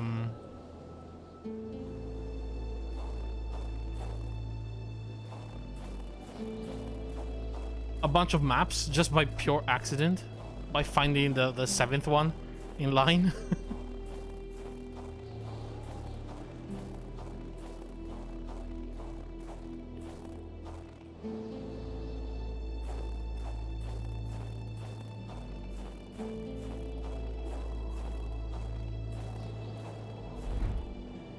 My brain is not doing great though, doing this.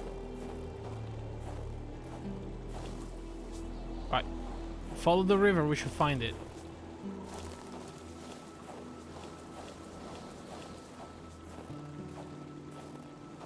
Right next to the bifurcation. There it is.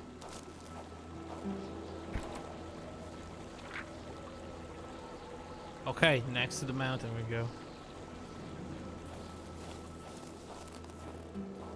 Go further down. Next to that side of the mountain, okay. I think I'm gonna die doing this. Just saying.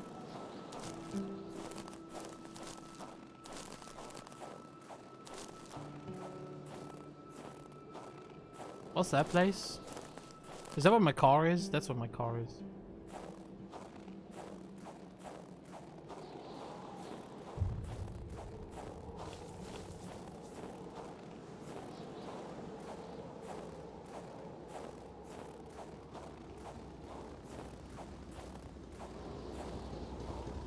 Okay. Let's take a minute here, okay? For my brain to go back up. I really need my brain.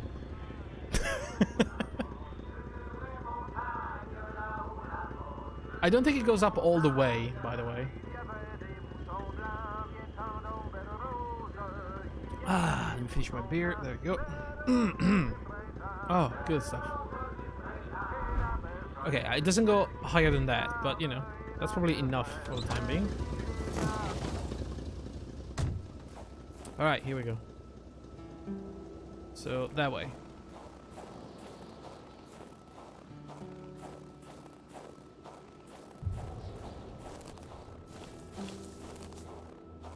This better be worth it.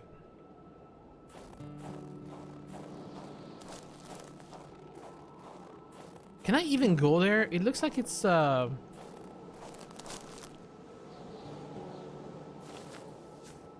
I don't know. Can I cross here somewhere? Anywhere?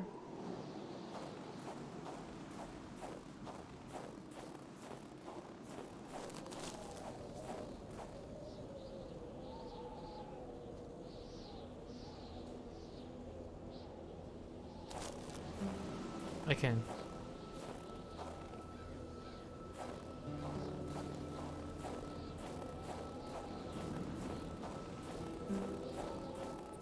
Okay, the campfire is there. Which is good. I'm gonna grab a little bit of heat. We're in between the two areas, so it's gonna keep loading me in and out of them, unfortunately.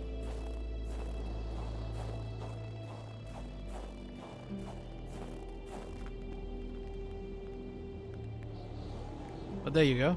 Get some brain back. And some heat. And where are we going exactly? Right there, I think. Right down this way.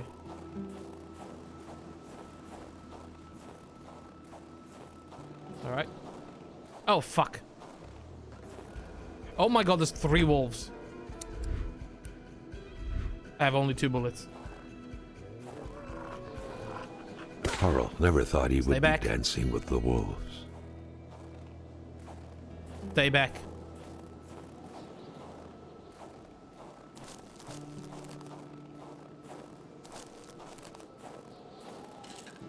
Hardware, 5 stars. No bullets. I hope that I can find bullets, but not really. A flare. Do you think I could scare them off with flares?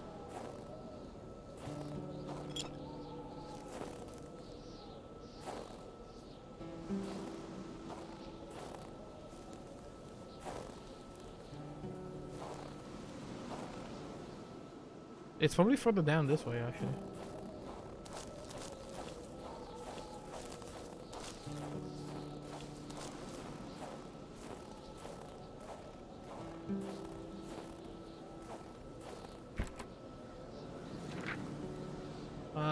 Where the frick is that? That's next to the house by the road. I saw this.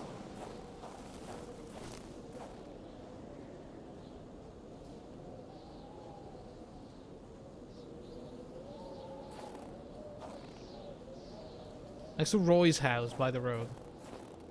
Right there.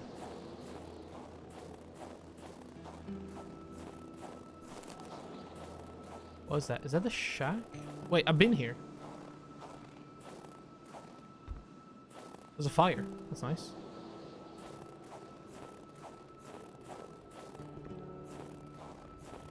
Alright. So it's gonna be that way? I need to check actually.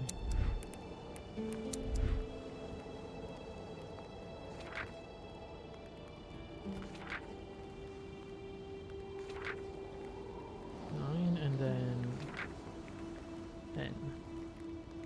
Yeah. Yeah, it's like maybe there even. No, there. Yeah, so somewhere this way.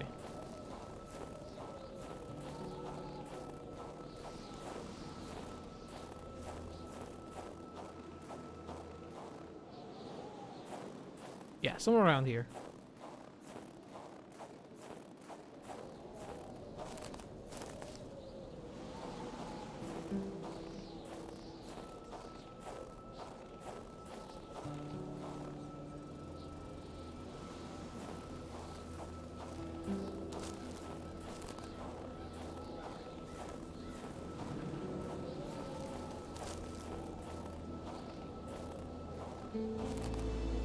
Has to be somewhere around here.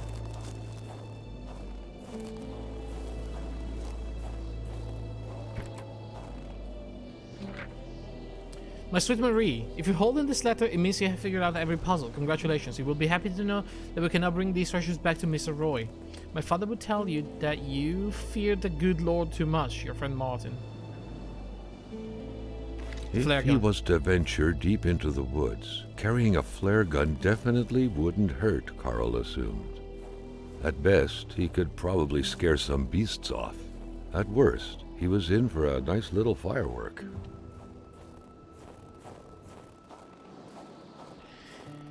Get them guns. Yeah. It's my right, brother. Okay, where's my car now?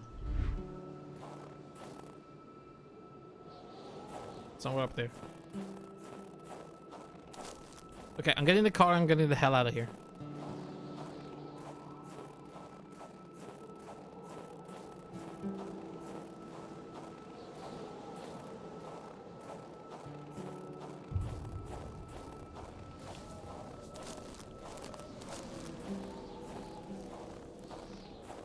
Alright, that was fun. That was a little fun treasure hunt in the middle of fucking snowstorm Canada. Yeah. Yeah. Always good that, you know.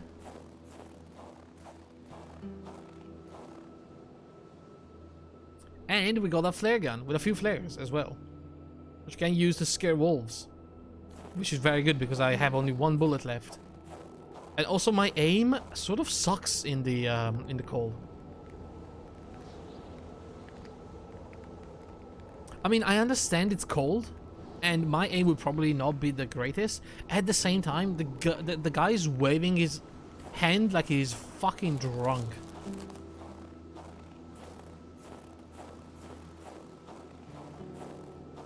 It's like, alright, that's not how it works.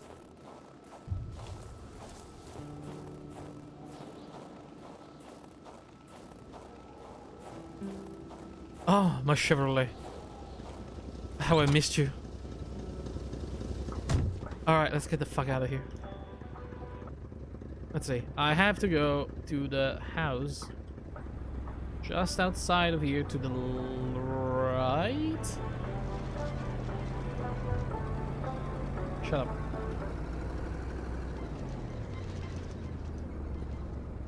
I think there was a passage here. There you go. I don't know if I crashed or if it's loading or if I'm gonna survive this. I'm fine. Barely. I'm going too fast.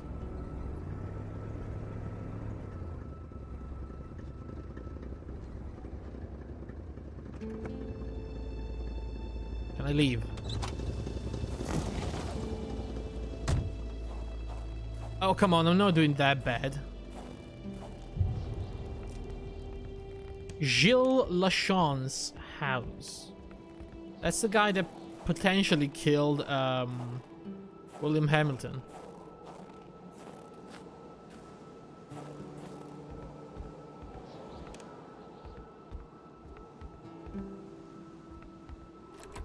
The house is... The air was freezing, right down to the bone. Alright. That's not good. Looks like the holes in that puzzle are there to stay. That's not really what you want to see inside the house, is it?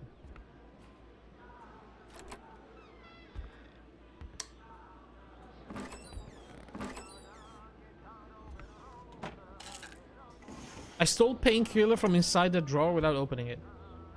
The unpacked boxes suggest they just moved here. Looks like they were repainting the whole house. More water bottles. Nothing. A plunger. Alright. The pot was cold, and the stew inside wasn't cooked. It's likely that poor Giselle was slow cooking it The fuck is happening? before she got snapped. What a waste. Why is my heart beating like that? Ah, moving. What a pleasant activity. Of course, you'll find the record player only to find the records weeks later in some random box. That window had seemingly been left open for a while, Carl thought. Just the body. Given No, the punishing weather, it couldn't have been intentional. I'm keeping that. For last.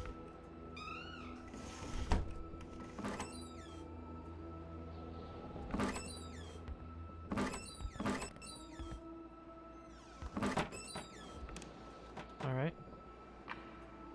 I can start the fire here. I'll grab one of my logs back. The otherworldly ice had struck again. The woman's hopes and dreams were frozen in eternity. A woman? How do you know it's a woman? Carl felt a cool, tingling sensation in his back. Another vision took over him. Something was hidden under the stairs. No way.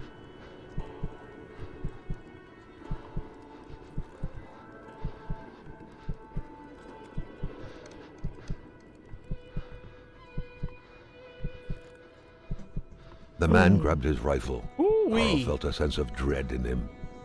No. Are you going with the rifle? I need that.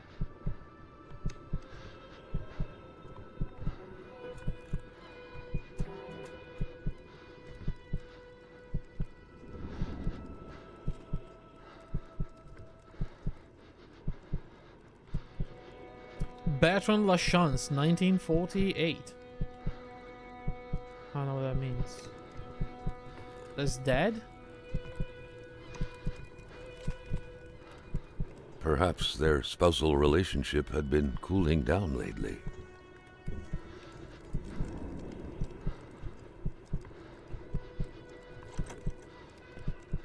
It seemed like secrecy was commonplace in this house. Yo, another secret. Floorboard. With a note underneath. Giselle Diary. The vision's veil was lifted, and he was back to reality. September. A reality in which Giselle, Gilles' loving spouse, was motionless, frozen in ice. Really though? Gilles and Giselle? Alright. Mother once told me when I first met Gilles that I hadn't picked the brightest bulb of the lot, and as the years fly by, I'm seeing the truth of her words. Always trust your mother's wisdom. That blackmailing scheme is a prime example of Gilles' brightness. He's like a small dog. He thinks he's bigger than he actually is. He growls, genuinely thinking he's scary, but everyone knows he can be pushed aside with just a little kick. He truly believes he can blackmail Hamilton, the big boss himself.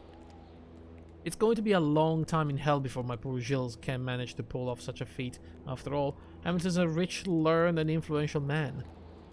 Not only is that blackmailing idea bad to begin with, let's be honest, Gilles is way out of his league. But Gilles doesn't even know how he's actually going to carry this out. I don't even think he ever would. He's just throwing random threats out loud in the kitchen. He says he'll do it eventually, but I know better. Successful blackmailing requires masterful cunning, and Gilles is a master of nothing. He's a slave, and forever will be. I often look at that safe he keeps hidden in the fake wall, which he stores all these incriminating documents he intends to use, and I just can't come to grips with the sheer ridiculousness of the whole thing. It is true that Hamilton will still have to figure out the combination of the safe, where everything is hidden. Only problem is, he himself tend to forget the combination. He has a trick to help him remember. His father's first initial, followed by 3 numbers I had to engrave behind his pendant. Who could possibly have a hard time remembering 3 simple numbers but my Gilles? October. Gilles has trouble sleeping. He will flail his arms and legs in his sleep. I told him his blackmail business would be hard on him, but that's the problem with idiots. They always think they're the smartest person around, no matter how hard you try to shake them. Hamilton will find out. And then we're done for. We'll have to move to Val d'Or and live with a small fry. I'm shaking as I'm writing this. I cannot believe I have taken part in this tragedy. I haven't done anything. Why do I feel so guilty? Poor girl. She was so young.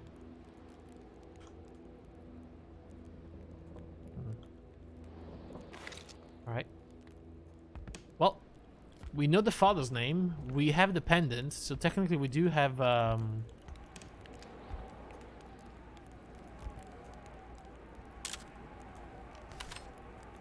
do have everything we need.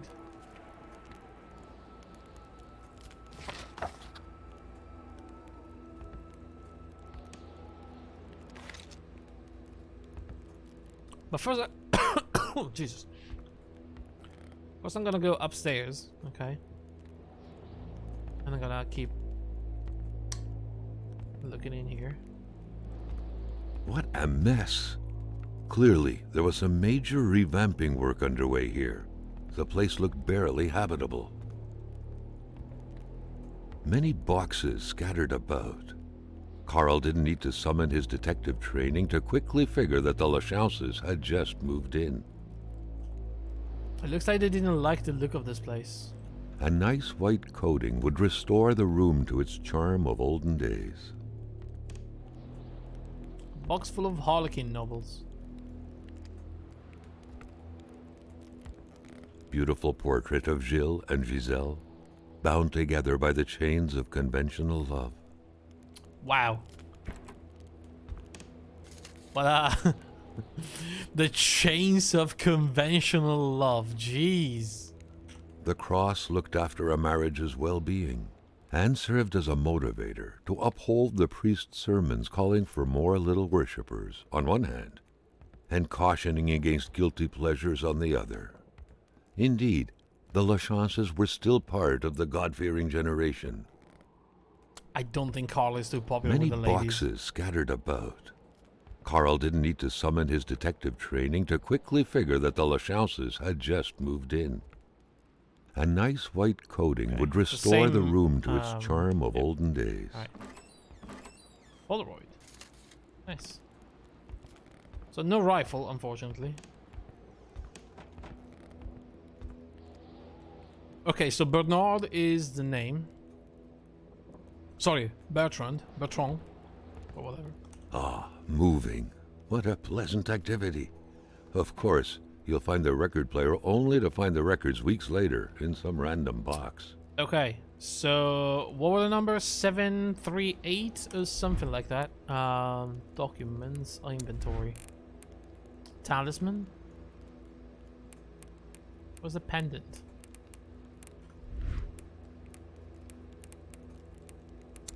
It's gonna be in my journal somewhere.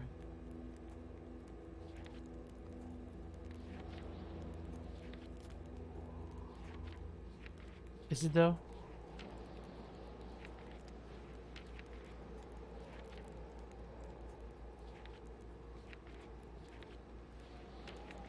$739. I seem to remember it was somewhere around here, but I can't find it.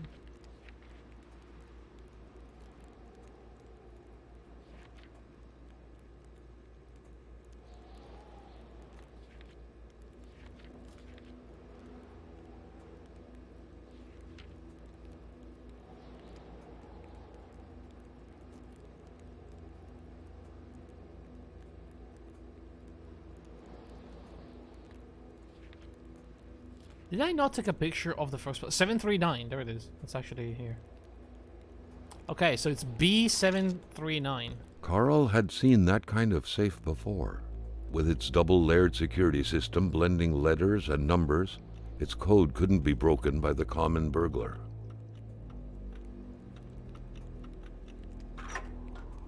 Alright.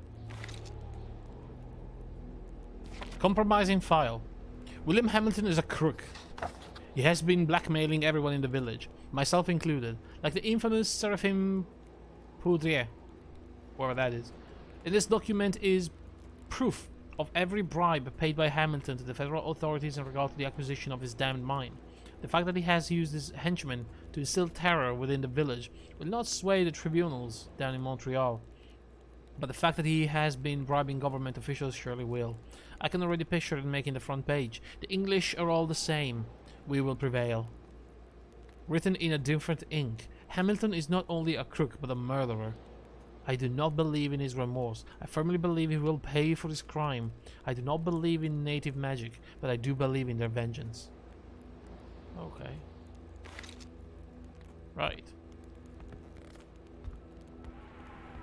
Well, I mean, should we investigate down that way? I mean, why is my inventory, by the way, that heavy? What do we... I could drop the empty gas can and I don't know, some of my bowls or something.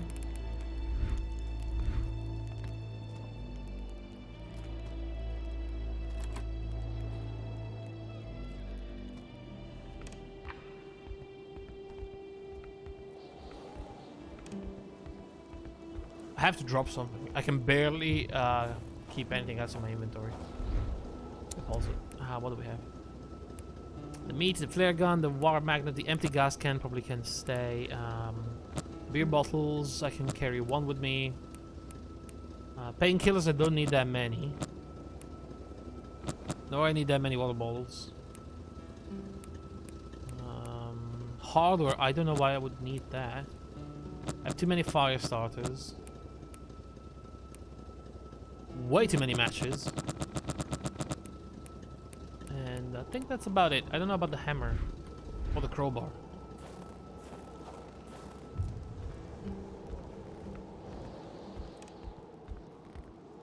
Alright, so something's happened here, right? Oh, look at that.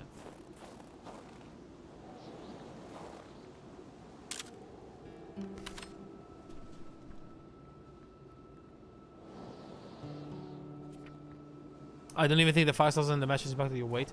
They did a little bit, not that much. Not the matches, but the fire starter did. Just a tiny bit.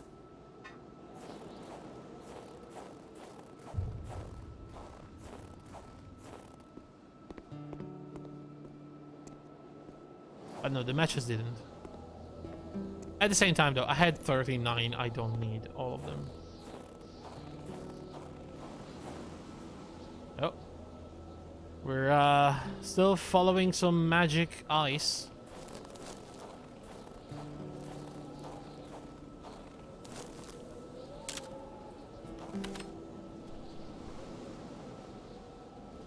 Alright. We have some weird footprints. Oh, and we have a new dead person. Hi. What's this one now?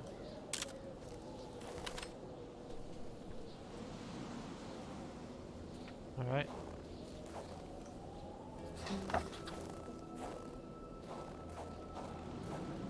Ice 9? Oh no. No, no, no, no, no. If I find Alice at the end of this...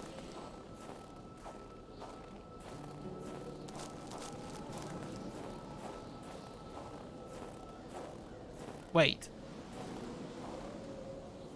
Oh. This is the gas station. These are the same ones I've been seeing all this time. I see.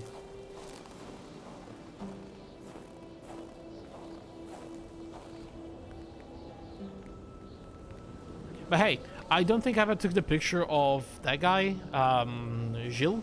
So now we have a picture of Gilles, which probably filled that hole in my journal. That was right there. There it is. Yeah. Okay. I should have taken pictures of my car and the... Yeah, the car accident or something. I don't know.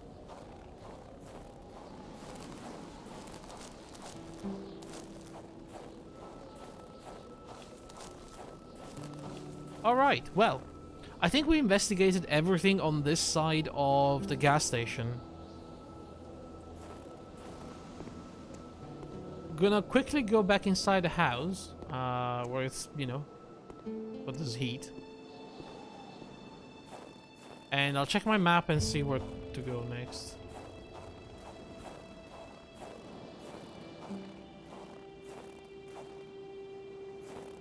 Come on, buddy. You can do that. Okay. Close the door. Right. So. We have been at Roy's, at Bedard's, at Lachan's, at the general store. So, we should go to the doctor next, so we can kill the old Rosaire, the blue one, and Lamoth in one go, and then probably unlock the next part of the story that leads up there. And there's a lot of map though, isn't there?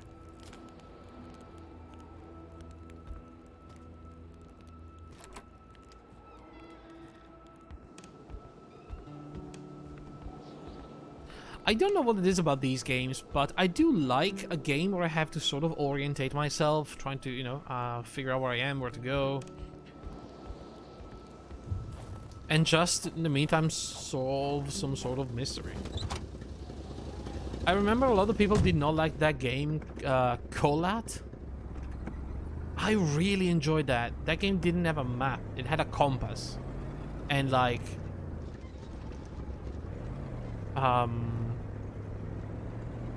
you know, points of references and landmarks that you had to use to figure out where to go. That was really fun. Am I going the right way here?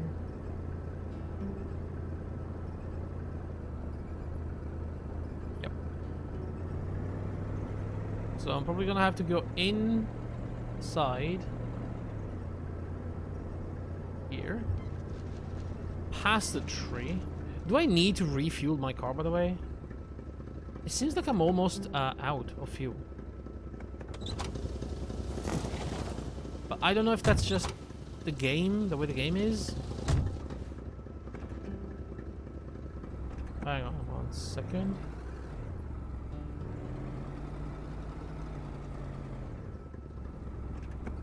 I'm gonna reposition my car here and let's see if I can refuel it again.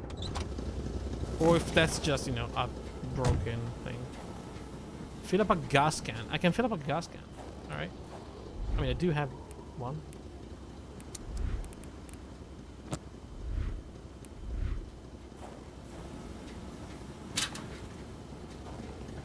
Filled gas can. Alright. So my car probably doesn't need any more gas, which is good. Alright.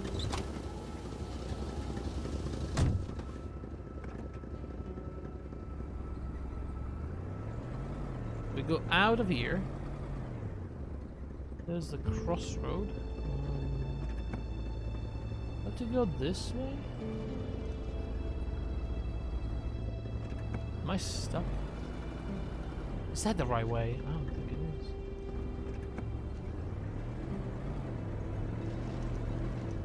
My car refuses to go that way, so it's probably not the right way.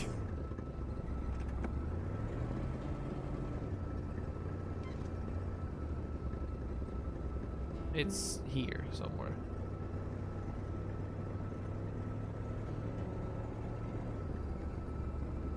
Is it though?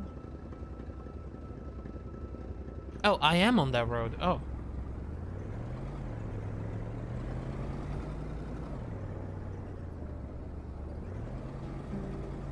Am I? I am, yeah, absolutely. Okay, this is sort of fucked. Oh my god. Oh, I hate this. Okay. Alright, doctors.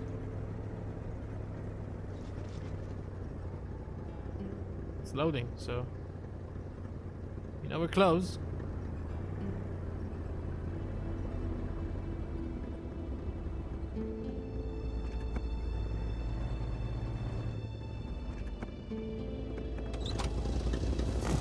Alright.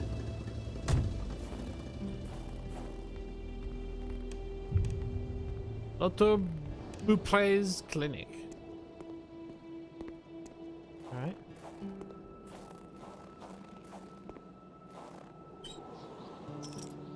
Clinic's key. Wow, these guys are terrible, aren't they? We're in a log as well. What's this?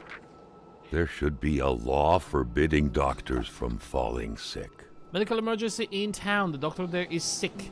I'll be back soon. If he dies, I won't be returning. I'll have to replace him. Wow. That's fucked. If he dies, I won't be coming back. In spite of Dr. Beaupre's goodwill, the place didn't look much like a physician's office. It could easily be mistaken for a sewing shop. Right. Is there a light in this place?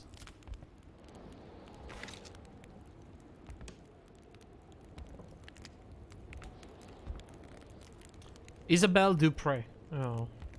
Oh, that's sad. Hey. 5 somethings. An eye patch. For the one-eyed, or for other vision problems, the eye patch was the way to go. 2 matches.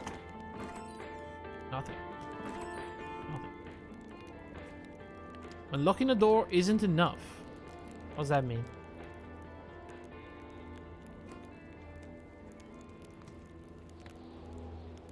I'm guessing that's very locked. Can I open it with my crowbar?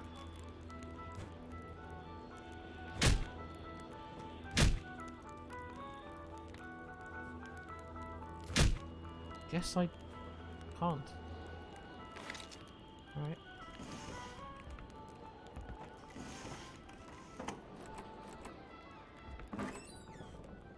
Carl got the trembles as he imagined the excruciating pain that kind of scalpel could no doubt inflict.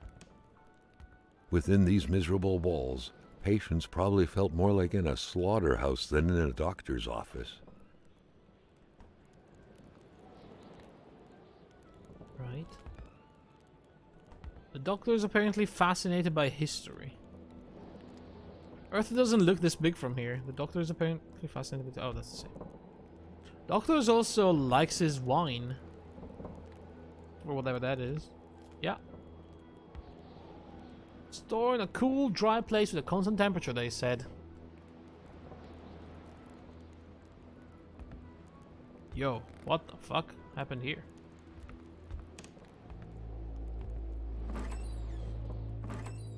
What's this? A first aid kit. Nice. Socks. Not what you want to see. A chamber pot. Another Fortunately thing. for Carl, inspecting it wouldn't further this particular investigation. More painkillers. A degree, probably. Dr. Beaupre had done his Hopefully. medical studies quite far from here. He was surely one of the Montreal. first students out of the new campus to settle on the mountainside.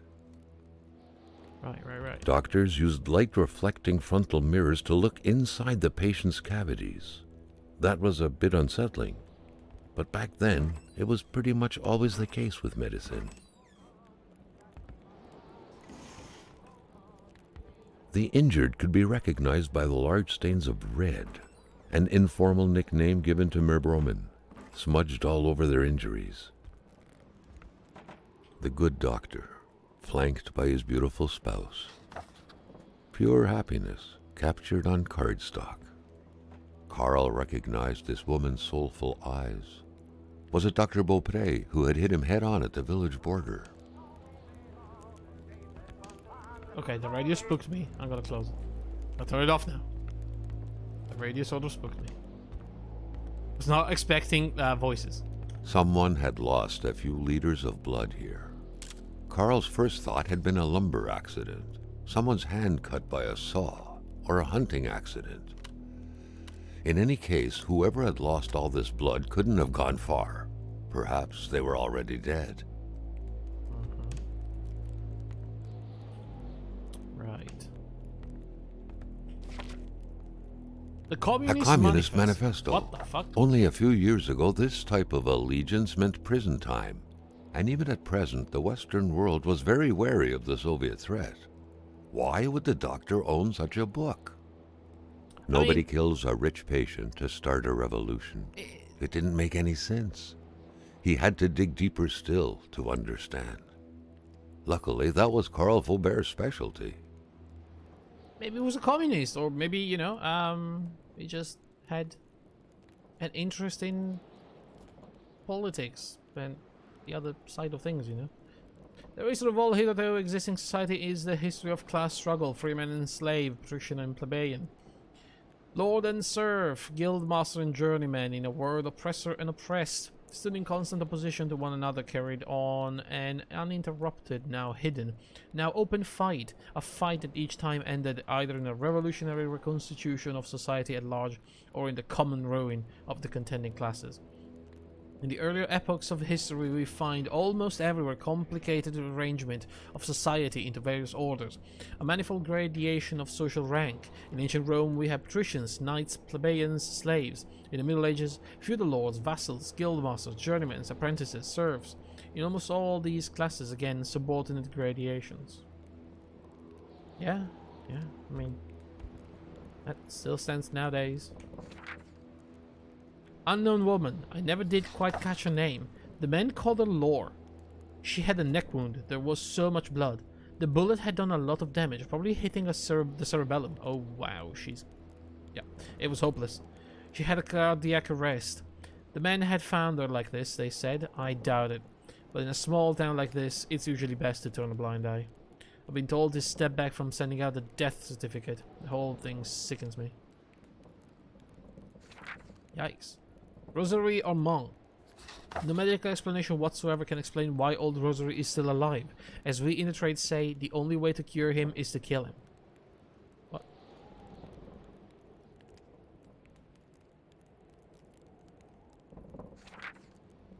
Sylvie Bedar. All of her symptoms point to the same root cause. She's pregnant. She refuses it. She denies it. I'm willing to bet her husband is not the father. Let's just hope it's not Everett Lockhart, though. Or she would have an illegitimate child and a syphilis on her hand. Oh. Oh, yikes. William Joseph There was Hamilton. no doubt that the doctor and Hamilton knew each other very well. Haughty can't be cured. Chronic foot pain. What the fuck is haughty? Hang on.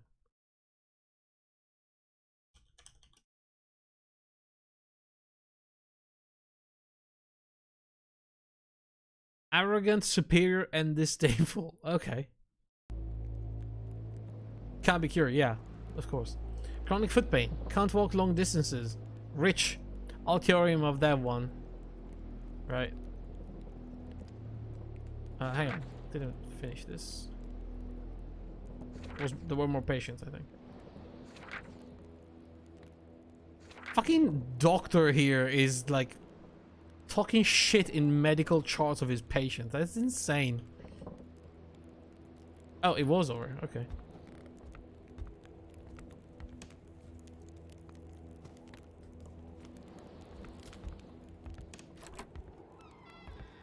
So, that's just another entrance. Please utilize the other door. Okay.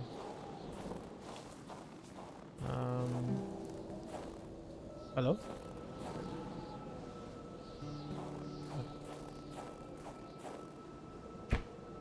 Duct tape. Oh, woo!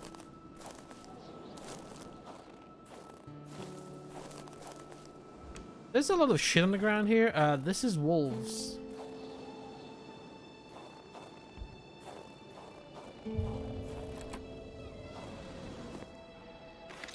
A lantern. Ooh, nice. Why would I need that though? I have my flashlight, don't I? Alright, so if I were to follow these prints, where would I go? Where would they lead me? Down that way, which is pretty much going to Old Rosaire. Carl felt like he knew the doctor now. His belongings had spoken lengths about him. But what Carl had heard worried him. Yeah, I don't think there's anything here, really. Prints are going somewhere next to the other house, so I'm gonna grab my car.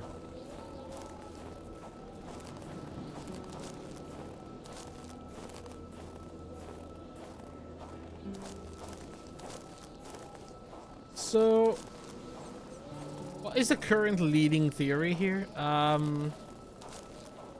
Hamilton was probably hated by the people. He did something. Something triggered all of this. I don't know what exactly. Probably Hamilton was, I don't know, trying to start a new venture or a new plan that didn't really make the people too happy. And they summoned some sort of beast from folklore to kill him.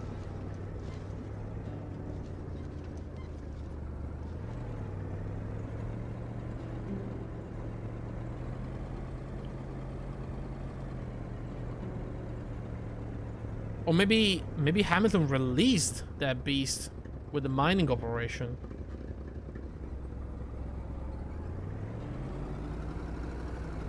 That could also be the case.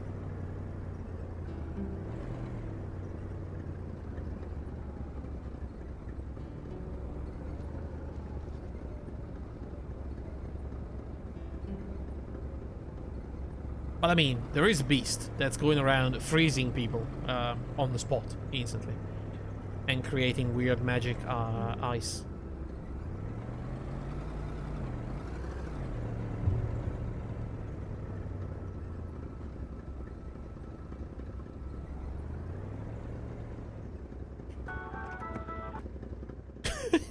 Accidentally started the radio. Alright, alright.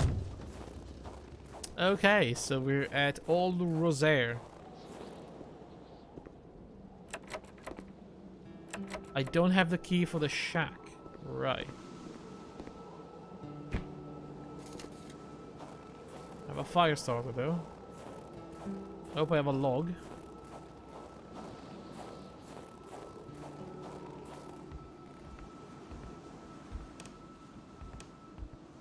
I don't like how creaky this is.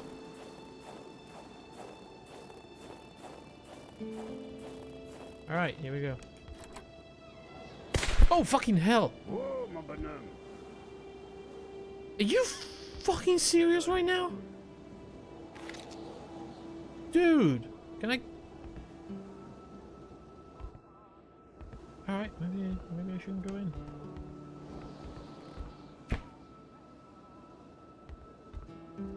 I was not expecting to find a person alive here. Especially not one with a gun trying to shoot me. I can sneak in from behind. No. However, those are logs. But it looked like there was a fire inside, so probably don't need one. Hello? Can I come in? You're gonna shoot me, are you?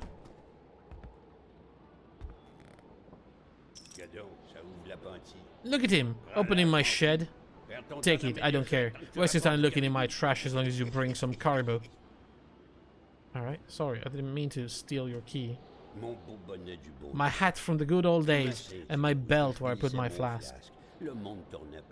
Things were so much better when we all wore the same thing. I'm expecting a stranger to show up here. Let me tell you, this guy's talking way too fast and there's no dialogue in English.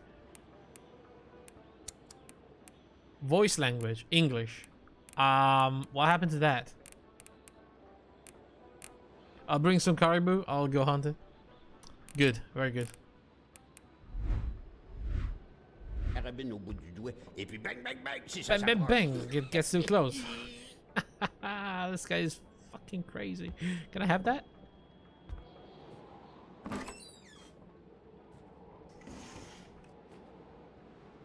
C'est encore beau. That's so good. Tout ce qui est vieilli, Things are so much better when they're old. better. Alright.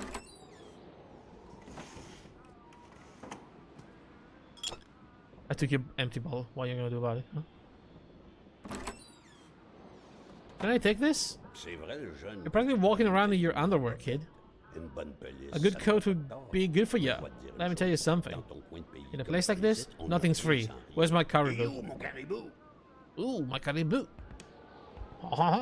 Alright. Dans mon temps, c'était Back comme in ça. my day, On it was était just vrai, like fiers, something, forts, something. on We were avait proud, tout au strong lieu and de true. mort. We had the good Lord on our side. Alright. Come on in. Come on then. This guy wants the caribou. He's got no patience, apparently. What can I steal from this old man? Ouais, que t'as pas mieux à faire. Ain't you got something better to do? No. No. I want to rob you since you tried to kill me. Nothing in the bag. Touche pas à ça, là. Don't touch that, kid. You could hurt yourself. Toilet. Ben oui. Une Yeah, a diaper. What? Like you can do everything at the same time. Wait, what do you mean? What? Do I want to know? Maybe I don't want to know.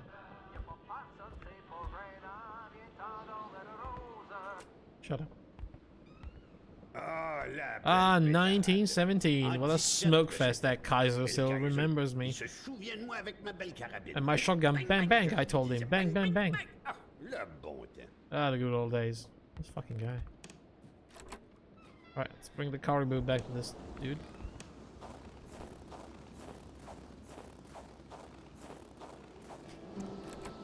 Alright.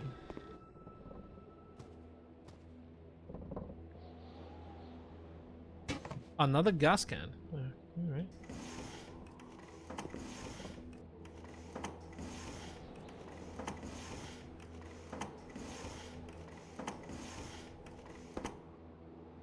Guys, I don't know how to tell you. I don't see no caribou around here. What's this though? My inventory is full.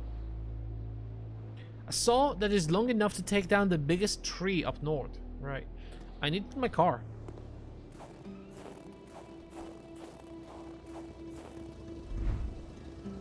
Deposit. I don't think I need the empty gas can. I don't think I need my lantern at the moment. Cigarettes are sort of heavy. I'll drop a few in the car. Don't know if I need the pliers or not. Fire starters. Hardware. Pliers, I'm gonna keep them. Water bottles, let's drop a couple of those. I have 7 beer bottles with me. No, that was 1. Never mind. I can drop the ammo box. I mean, I don't have my rifle, so... I can drop some painkillers. Flare gun is pretty heavy. Don't need the log right now.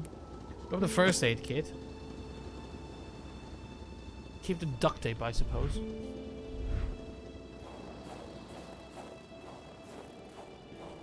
Okay. Now.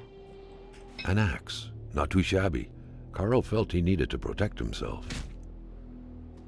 Okay. So, how the fuck do I hunt a caribou?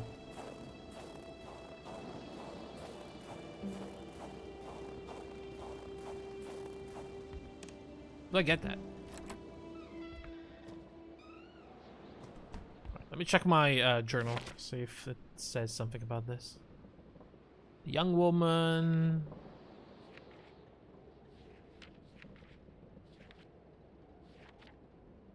Alright, alright, alright. Alright. Oyez, oyez, oyez, il y a un petit gars d'écarté dans ma maison.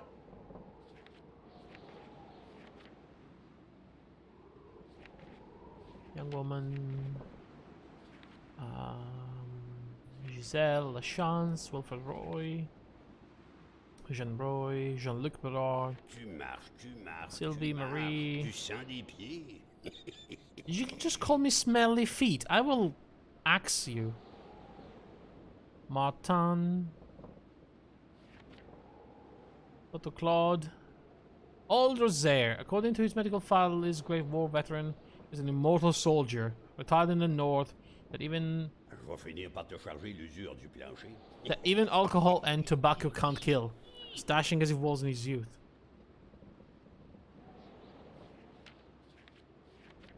Did he say anything about that caribou stuff though? I don't remember. Shit. Look, I could. Okay. Tu marches, tu marches, tu marches. Tu sens des pieds. Tough cookie, that one. He really is immortal, yeah. What's that? Tales and Legends. Vois-tu le livre là? Can you see that book over there? That's the Wendigo. Yeah, Wendigo. Oh no, not the Wendigos. A warrior who turns into a wolf out of vengeance when they've been wronged. Hey, I don't think that's the... Isn't the Wendigos like a vengeful spirit that possesses you when you eat human flesh? Like cannibal stuff? There was a time when hate waged war. Our hunters could decimate the great wolves who had taken our children. Our warriors could snap the necks of the cowards who had reached for supplies. The deafening sound of a rock and bone breaking was enough to satiate the hate, and the rivers of blood would express our remorse and apologies. Thus was balance maintained. Then came the whites. Pretty sure it's cannibal stuff? I know, right? I mean, something that turns into a wolf, that seems like a werewolf to me. The legend of the Wendigo dates back to a time before what anyone but the tallest trees can remember. A time of great cold and great aspirations, when the ships came and spewed men and their fire cannons, plagues and spinelessness. Balance broke forever. The dead were piling up on our ancestral lands. Too many bodies covered in moss, too much blood spilled on our stone. Our bone-breaking hate did not suffice any longer.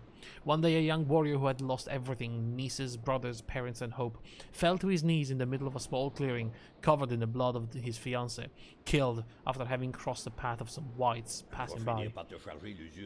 He had seen everything and called out to the Great Spirit. He called out to him with words that came so naturally to him, words that could only create a great river of blood and guts and a terrifying road of screams. He called out to him for a force that no one had had before. He became Wendigo. The whites were decimated under the icy claws of the Wendigo. The great tide of blood even pushed a few ships back out to sea, but the Wendigo was not yet done with his vengeance, for as long as the heart of one of his fiancé's murderers still beats on Kree's territory, he would prevail. The elders say that it was the force of the ancestors returned to nature that turned a young warrior. In this clearing, where many ancestors had been buried in centuries past, a clearing now covered in blood spilled unjustly in a time where too many bodies were being buried. The ancestors heard the cries of the young warrior. Only in a remarkable time like this could be the Wendigo have born. Oh, do you think the hunting accident where they shot the girl?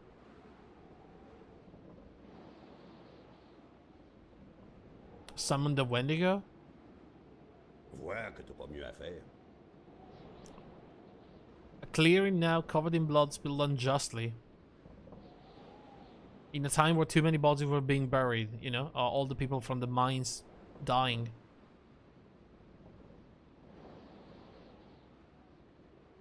His vengeance satiated, the warrior became Wendigo. Went to rest forever. His frozen heart melted and disappeared, much like real snow come to the spring. The storm that had befallen the Kree lands faded as well. There was much celebration, balance had been restored, but the whites came back too. White hatred is never satisfied by rock and bone turned to dust.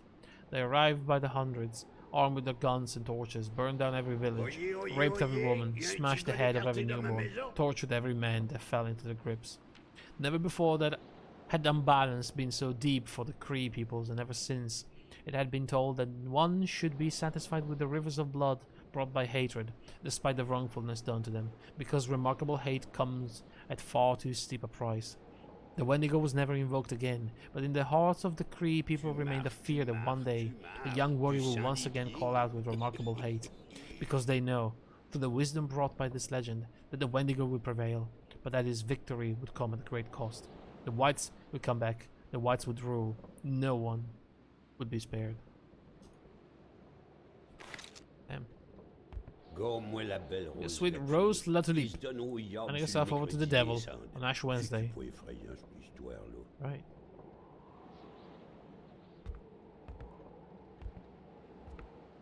A Corriveau. God damn. That'll make... What? Kill her husbands, quick one after another, no pity for marriage, that one.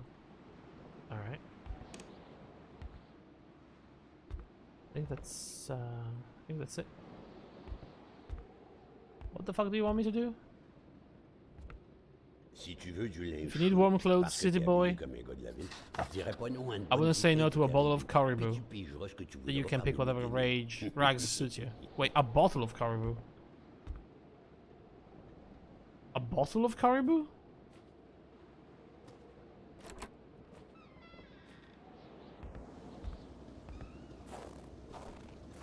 Ah.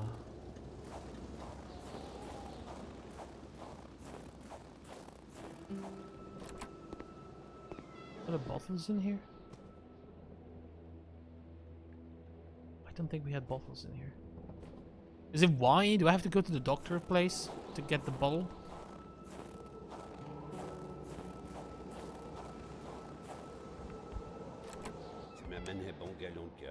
Let's see what the journal says. I had a new entry.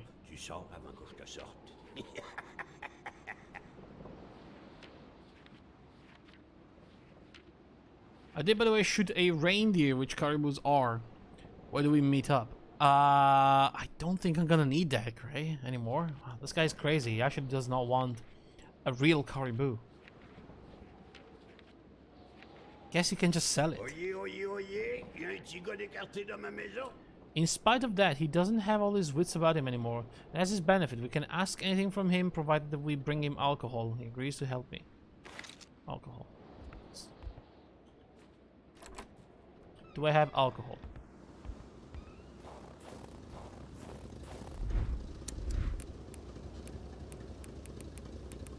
I have beer.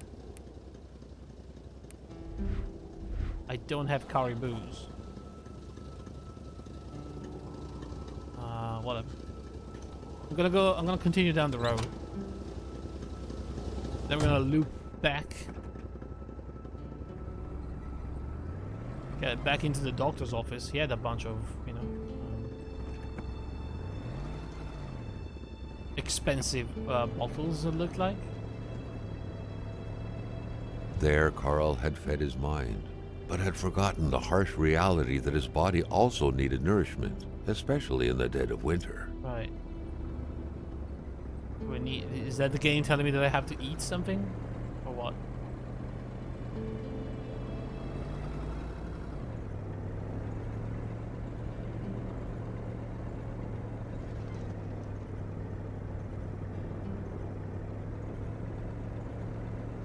Oh, Jesus Christ.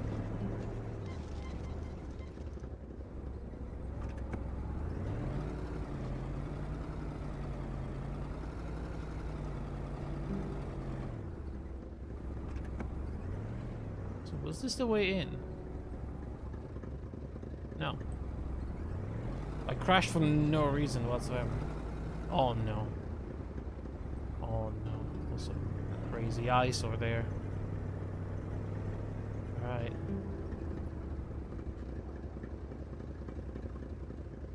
This is the way to... I'm gonna do it in reverse, I think.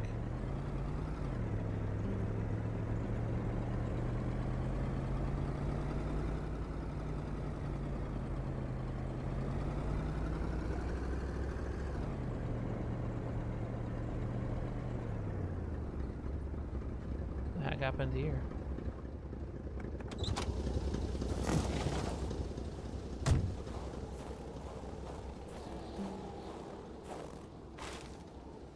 Logs. My inventory is full. Deposit. Logs. 1, 2. Grab more. 1, 2. More. Deposit more. More logs. Pop, pop. I should honestly just drop the pistol with 1 bullet. But it can probably save me once more, you know. A bunch of hardware and more logs. Good for me, I suppose. All those, what's the hardware?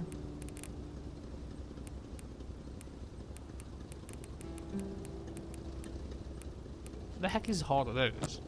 Sort of heavy, and I have no clue whatsoever what to do with it. But I don't think there's anything else around here. Oh wait, what's that? Oh, we're following wolves now. Oh no. Hello? Okay. Alright. So let's keep in mind that there's some wolf tracks next to the broken down cart in the middle of the road here. Gonna have to follow them, but I'll do that on the way back once again. I want to get to the far end of this. And then, you know, loop around and do the rest.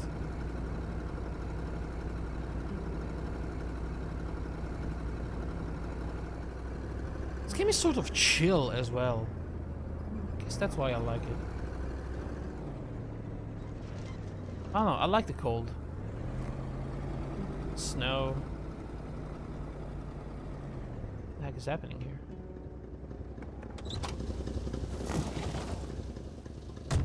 Road's gone. Can't get to Lamotte.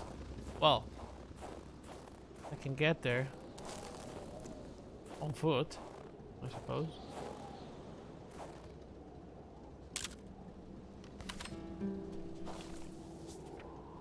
Oh no, I saw the prints. Saw them. What's this, by the way? Sometimes, and especially around here, people are so possessive with their land, as a dog is with hydrants. I don't know what that means. Letter for Lamotte. Dear Mr. Lamotte, here is a spark plug you order for your Olympus Ski-Doo. This model, being very popular, has made it difficult to find a brand new part as quickly as usual. Thank you for choosing the garage port bin. Blah blah blah. Sincerely. A spark plug. I'll take that. Bienvenue. Thank you.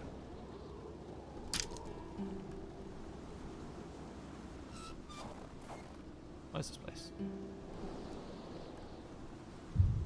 Lamotte's garage. What good was a motorless car? The mechanic sure had an odd way to go about repairing things. What the fuck is that? Snowmobile ski. Am I building a snowmobile now? What the fuck happened? I heard a weird noise.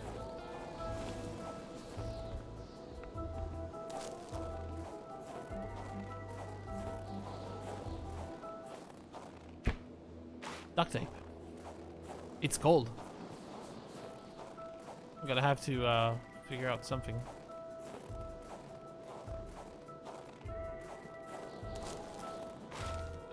Found a bench. That did not look like a bench, that looked like a seat. Moving the lawn is unnecessary at this time. Okay. At this time, it says.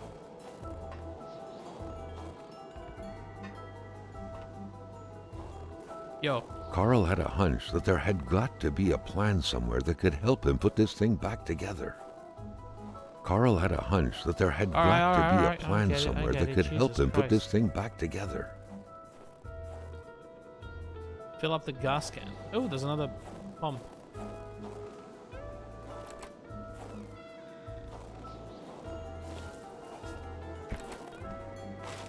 Headlight. Nice. I'm freezing.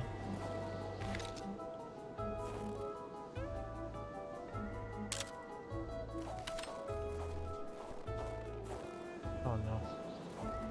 Those tracks. Like a log. It was so cold. Already Carl did not feel his toes anymore. Oh, fuck. My toes. Oh, Jesus. Okay. This is not a place where I can Another heat myself. worrisome victim of this ice. Yeah, This one seemingly petrified in action. We'll do that later. The poor man, before being frozen solid, seemed to have been defending the entrance to his cabin. But from what? Perhaps someone was expecting an important call. Je ne In any serai case, plus that votre person's in for chaîne. a long wait. Carl already noticed that telephone services weren't provided in this area. Whatever that means. Oh, there it is. Oh my god. Okay, map. Carl deducted this was a map of the area. Yeah. Were those pins pointing to places of interest? What pins? There's a pin right there. Interesting. There's a pin right there. And a pin right there. Holy shit. Okay. Follow up on a complaint. Roswell, Atamipek, same story. Large deserts conducive to extravagant follies. What? Dear Mr. Lamoth, following up on your complaint, I'm afraid that the police cannot support your claim alleging the sudden appearance of a man who came from outer space on your village territory. Manifestly, what happened at Roswell in New Mexico left a deep impression on you, and we would urge you to consult a physician as soon as possible. Regarding future potential complaints, let it be known that the Judicial District of LPTB does not believe in little green men. Regards, Pierre Valjean. Okay, there's aliens now.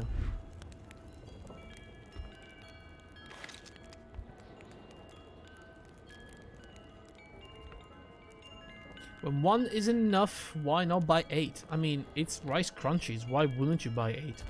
The man has a passion for intergalactic things. Back then, people were obviously scared of the Russian atomic bomb, but an invasion by extraterrestrials was a legit fear as well. Yo, he actually Seems like the mechanic had made his choice. actually has a pretty, you know, a few good pictures of UFOs. He also has, wow, okay, this guy. Garlic to repel vampires, or else. Or else? Or else what? Weird stuff. Kind of a crossing between a colander and a hairdryer. Tinfoil What was hat. it for? To play telepath? To protect against nuclear waves? Something like that. Manufacturer's manual, page 1, suspension. The suspension has way too many parts. Taking a puzzle apart is easy, but putting it back together is another story. I patched everything up, but the tracks are left and close by. The ski, don't drink and work, don't drink and work, don't drink and work. I'm misplacing parts on the machine.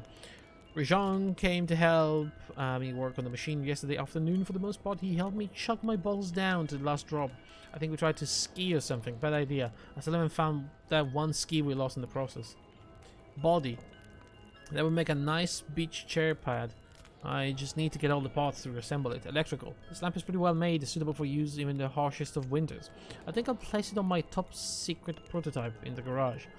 Space. Space has got to be pitch black and damn cold after all.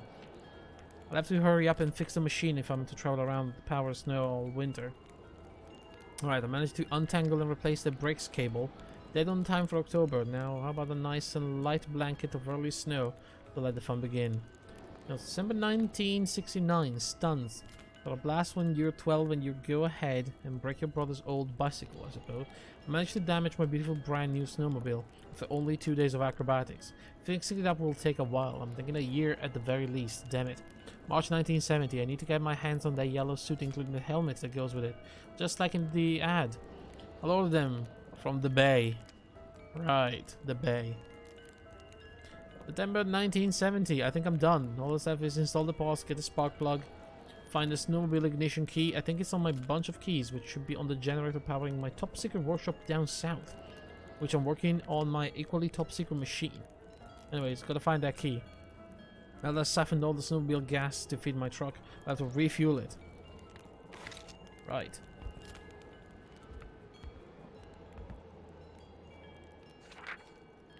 Spaceship blueprint. If some daring person could manage to get their hands on the missing parts, Carl was willing to bet that the craft would have taken flight.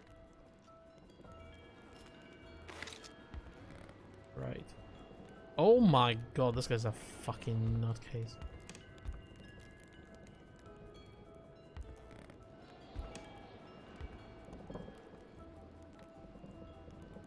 Apparently, Lamoth is a rock collector. That's probably his pets.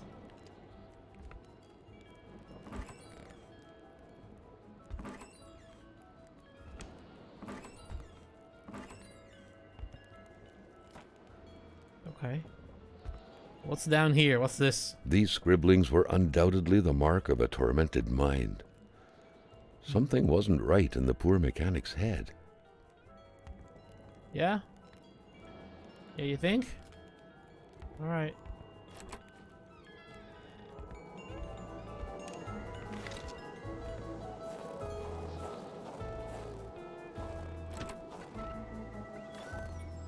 Okay, what can I do here? Back in The week of October 5th, thought Carl. That was this week. The plug should have been here by now. I'm expecting the spark plug. Yeah, okay, we have that already. Hardware. Green milk for little green man. Ugh, ew. Too many orange juice bottles. A new still trap. Potatoes. Some The very first steps of man on the moon were made more than a year ago. The event had surely captivated the mechanic's mind for him to still keep this around. something isn't right when your bed is in your garage. Yeah, true. Repair spaceship. Why would I do that? Why would I consume my resources to repair the spaceship?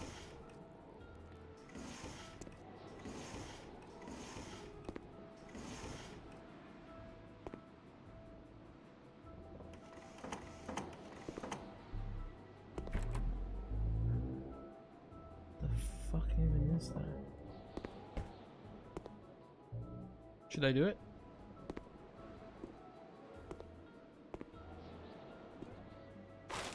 I mean, I just stole a headlight, but I'm going to repair the spaceship anyway.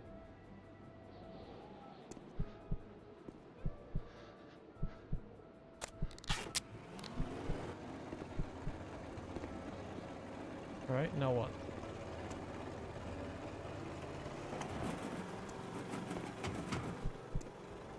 It was an indisputable fact that machines like this entailed a level of intellectual finesse that Carl was lacking.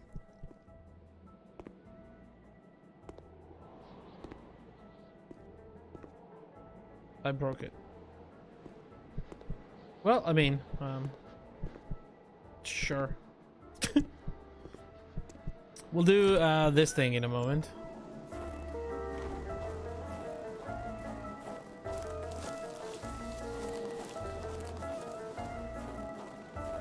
This freaking music, though, weirding me out. Sheets of metal everywhere. Was Carl out of touch with current home improvement trends? Or perhaps this was meant to protect against residual radiation? Okay, bench. Gamma rays? Oh fuck, I need like the handle. The tracks, I'm missing those as well. Okay, I'm still missing a few pieces then.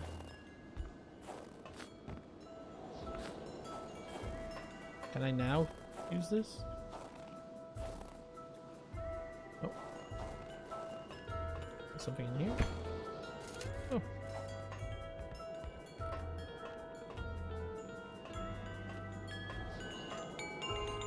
Nice carillon. They say it's supposed to soothe the soul. But with this powerful gale that seemingly never sleeps, it was far more likely to get on anyone's nerves. Yeah, I don't really like them.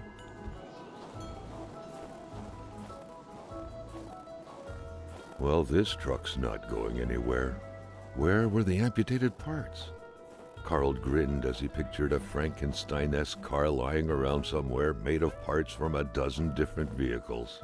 Alright, I think it's time we take sure of this guy.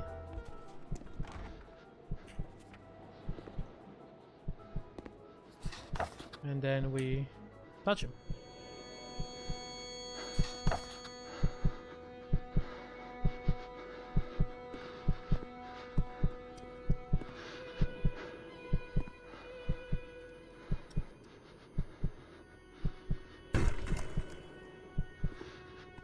The fuck?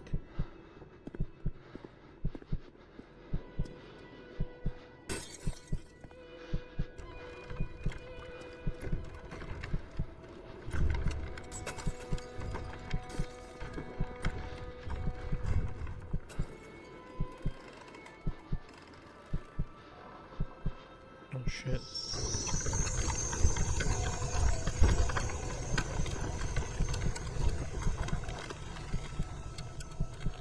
And then he was frozen.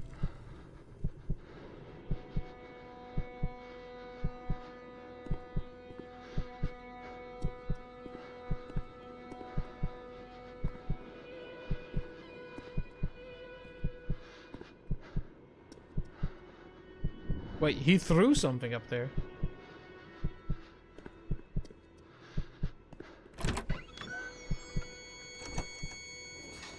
Something very important must have been in there for the man to take such time and effort to hide it.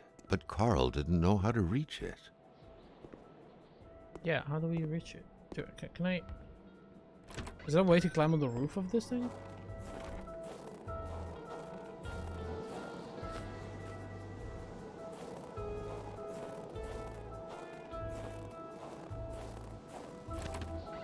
How do we reach it?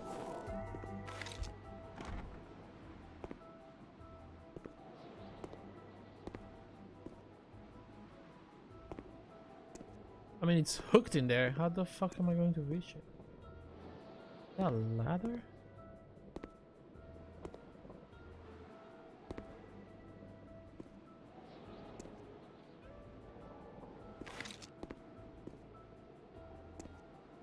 I mean, there's a hole in the roof. And that seems to be a ladder, but I don't know how to... There's a bicycle up there as well. Like, what the fuck? I think I can,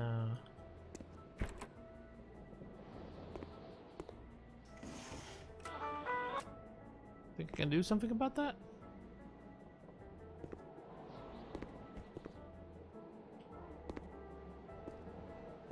Can I throw something at it?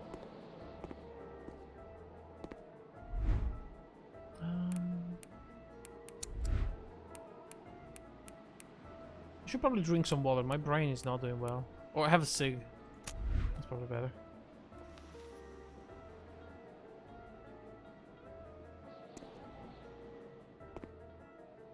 I don't know what to do with that, honestly.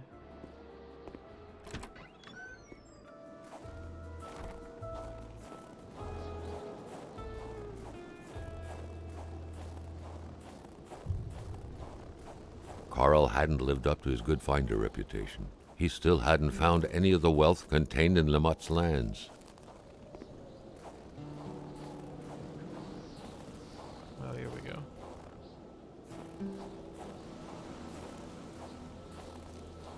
Okay, guys, we're going. I'm following the tracks and the crazy ice.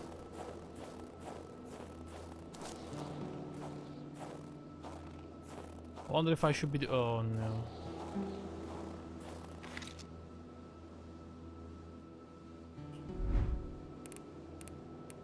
I'm gonna get hit here. It's only one wolf though.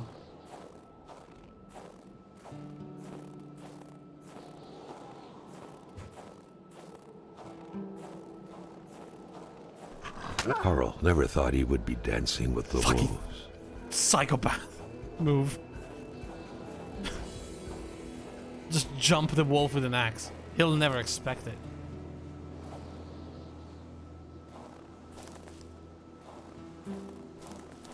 I can't go there, by the way.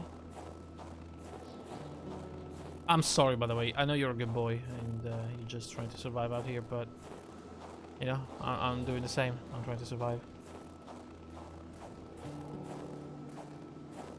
But I am a freaking psycho. Like, I just jumped a wolf in the middle of the Canadian woods with an axe. That is crazy.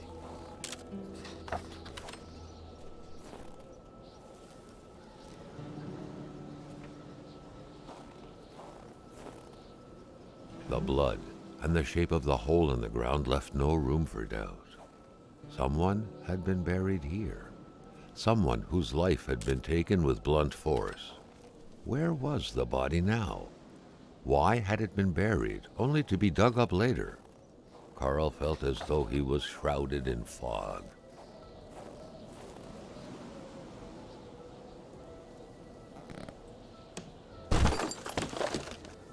Alright. The heck am I? Right. There's a cave next to La Chance? What?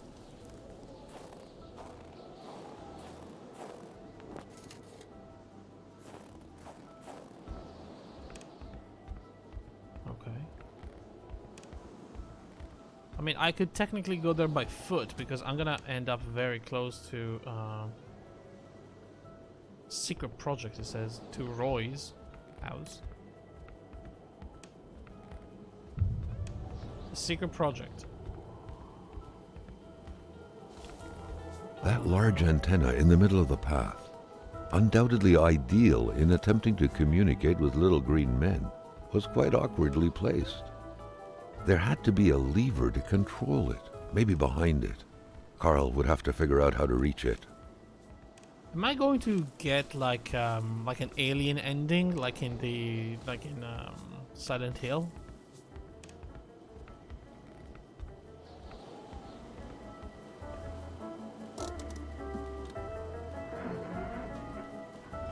I hope so. I mean, would be sort of weird. So where is this going, really?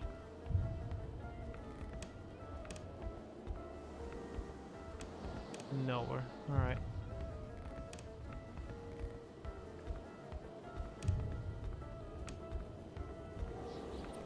I'm very cold.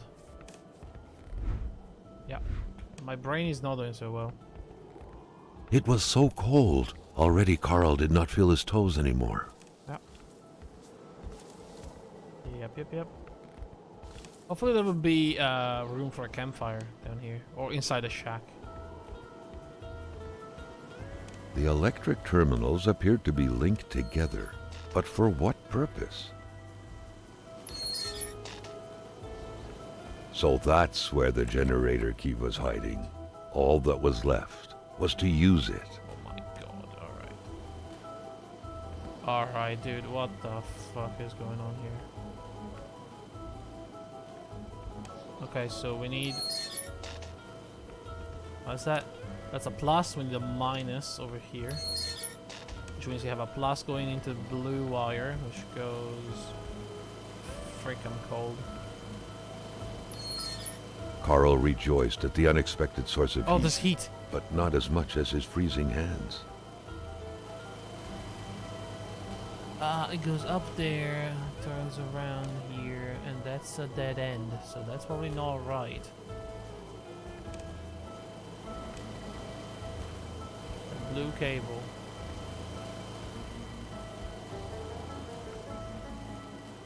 This is not right. Okay. So let's try to do... let's do the opposite. Let's put the minus there. Put the plus on the green.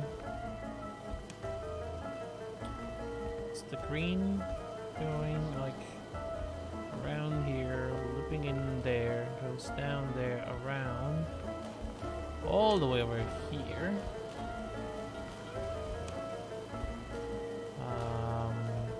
Jesus Christ, all the way over there. And then over here. I can put a plus. What was that? What was the green one? Wait, the green one isn't doing anything here. Green one is this one. That's a plus. So the green one could be a minus. There you go. Open sesame. At Snowmobile last, key. so big an effort for an oh so tiny piece of metal. This is some terrible wiring. Who does this? A freaking psycho that is trying to communicate with aliens. That's who.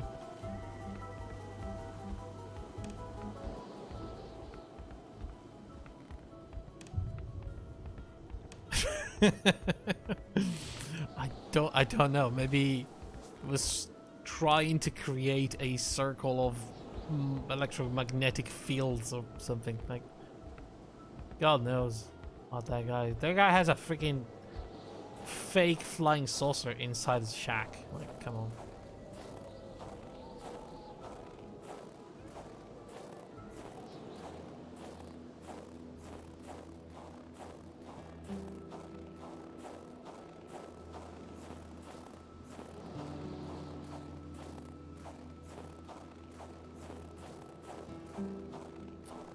Alright, let's hope that there's no more wolves around here, because I don't want to look like a psycho and axe another wolf to death in cold blood, okay? You guys are gonna think I'm crazy.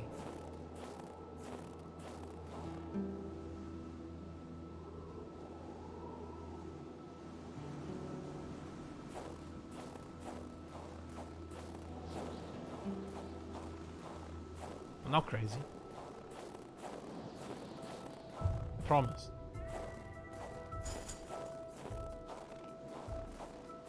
Okay, so, now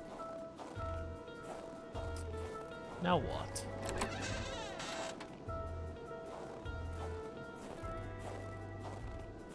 What good was a motorless car?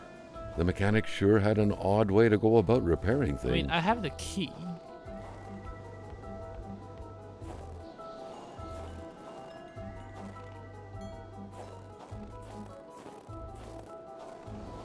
How does that help me? Because I'm still missing a few important bits.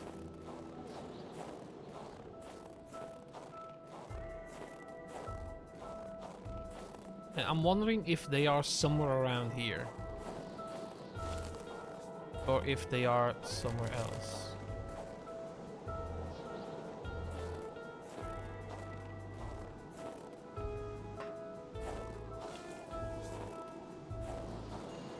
Are these? No. What could it be? I'm looking for the tracks. The milk was sorted by color, from the whitest to the greenest, or in other words, from the freshest to the sourest. Looks like you might be able to get on the roof of the main house. Oh yeah, it looks like that. From over there. Oh, found the tracks in the meantime. Can fix those.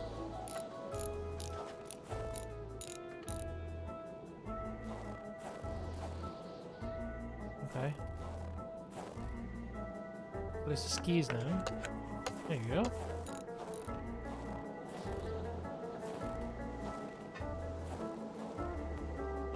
Carl wondered how long he would have to endure this skin-stinging cold.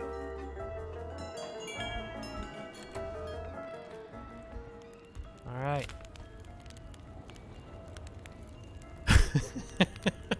Oh, the narrator yells at me if I don't do this. So I'm just gonna sit here for a moment.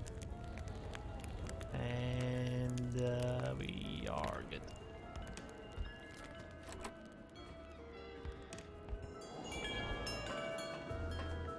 Okay, so up here. Good catch, Hexe. I didn't see this. So,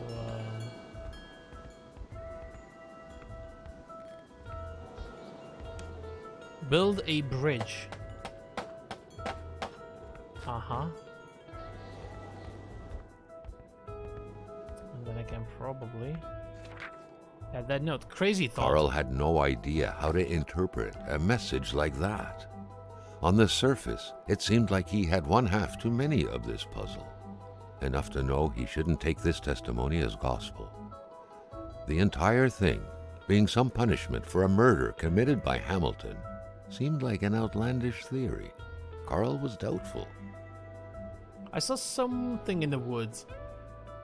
On the solemn day of October 6, 1970, no man should ever see. The aliens are here. They're roaming in our woods. They will invade us all from here down to sunny Mexico. They're massive, twice as tall as a man. They're half man, half caribou, half wolf. Okay, so that's the Wendigo. I'm sure the fact that I saw them means they broke their military code. They're after me. If you're reading this, it's too late. I've already been taken to the planet Elohim to be experimented upon in a lab. They are pushing me for not doing anything when I witnessed that murder yesterday.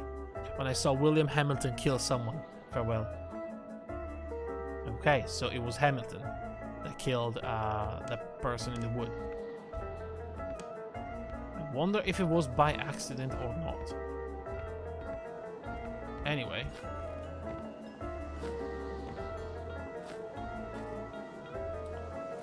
I am still missing the handlebar. Yeah. Wasn't there a bike somewhere? Can I not use the bike handle thingy?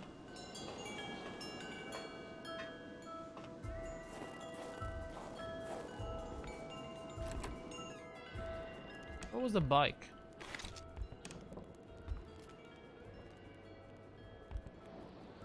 Inside the garage?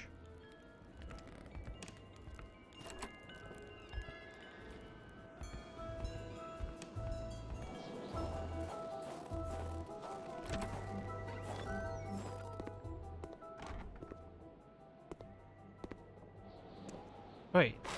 Oh my god, it was right there. I thought I clicked it. I thought I clicked that thing and it wasn't working.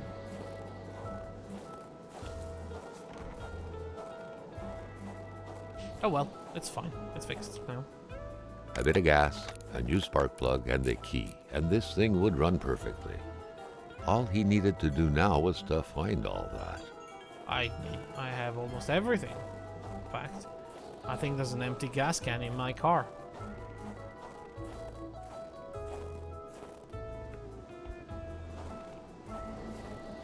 Wait, how did I get in here?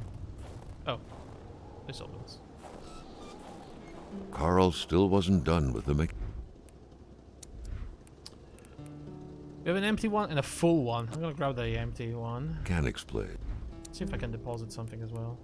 Empty bottle. Hey.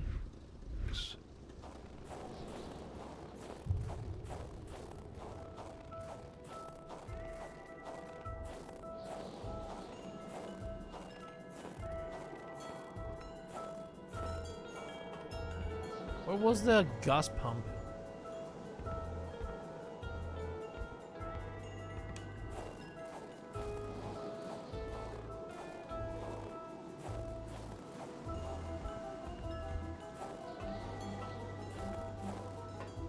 I remember seeing it. Oh, there it is. There you go. Okay.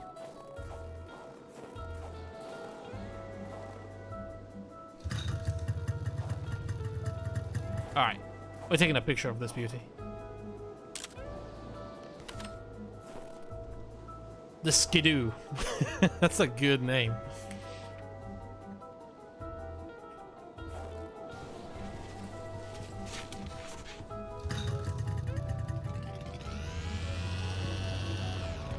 Yo, the Skidoo is pretty fast. The mechanic was still frozen, But I'm gonna be cold in this. and Carl had everything he needed, so he felt ready to leave. I mean, can I load this into my car? I wonder. This even has a backpack. I'm gonna have to leave that there for the time being.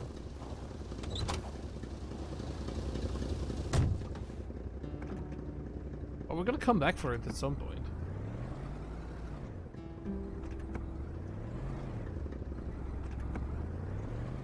If you specifically need for something? Yeah, exactly. I feel like, you know, maybe there's a part where we can't reach by car going up north. Maybe there's a broken bridge or something and we can only access it via that thing. Which would make sense because now we need the code from the old man.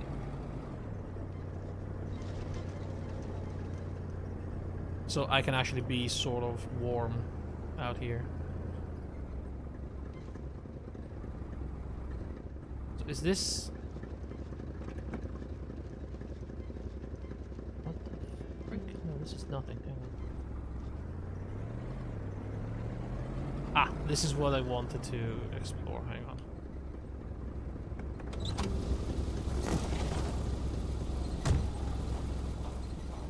So I remember seeing...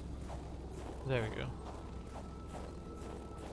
Let's go to the campfire here, which I can start at any moment, but we're going into the woods.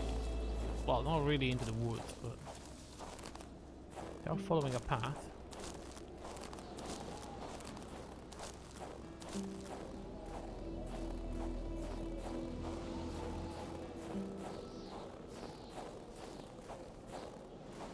Wait. Where the heck am I? Oh, I'm crossing the road to Lamont? These are not going to Lamont, are they? Oh, they're going straight for Lamont. Okay, never mind then.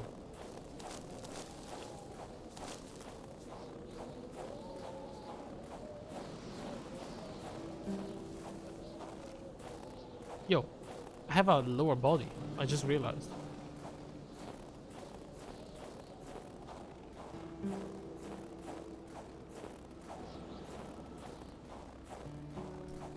You know, it's not every day in a video game you see your character having a lower half of the body.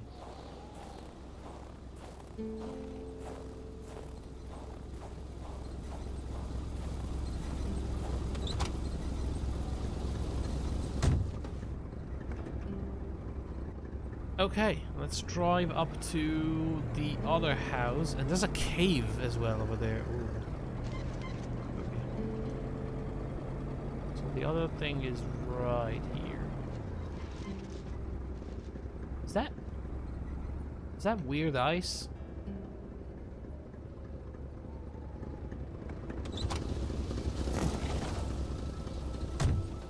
Oh shit, it is. Oh god, here we go. I wonder if at some point I'm gonna have to hunt down this thing.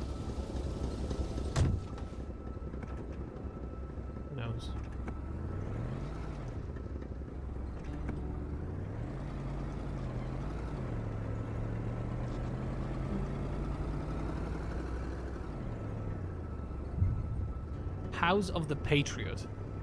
Hell yeah, brother.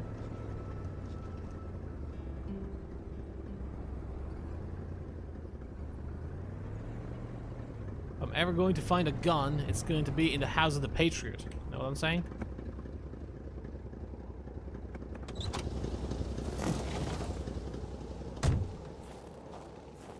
However, there's another one of these. It's not great. It was so cold. Already Carl did not feel his toes anymore. Oh my god, already? That truck had obviously seen its share of gravel roads. Right. Carl wasn't a mechanic, but he could easily tell that only the most heartfelt prayer would bring this old beater back from its slumber. The heck is this? With that cold, however, it was more likely that it would wait until next spring to wake up. The place looked more like a pigsty than a house. A heavy stench of curdled milk, cheap alcohol, and boiled cauliflower filled the air. Ew. Boiled cauliflower is actually pretty foul, isn't it?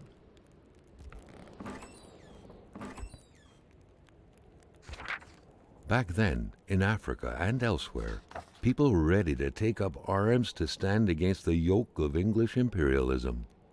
Quebec In liberation will Montreal, happen. mailboxes were blown up, abductions were carried out, and violent manifestos were distributed to media outlets. But around here, in the great northernmost, all a man could do is curse out loud against a faraway evil and pray for the revolution to arise. Right. That man, by any reckoning, was from that very stock. Rock music invaded the minds of men even in the remotest of places. There's Zeppelin. The man didn't Nice. own a turntable, though, so there's that going for him.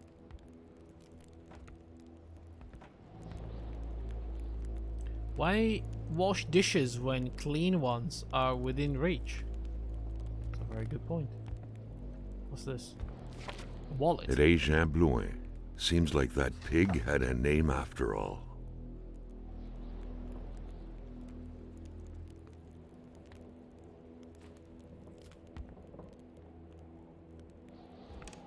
Alright.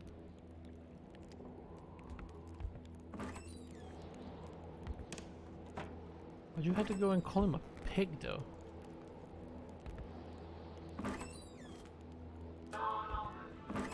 I didn't mean to turn on the radio.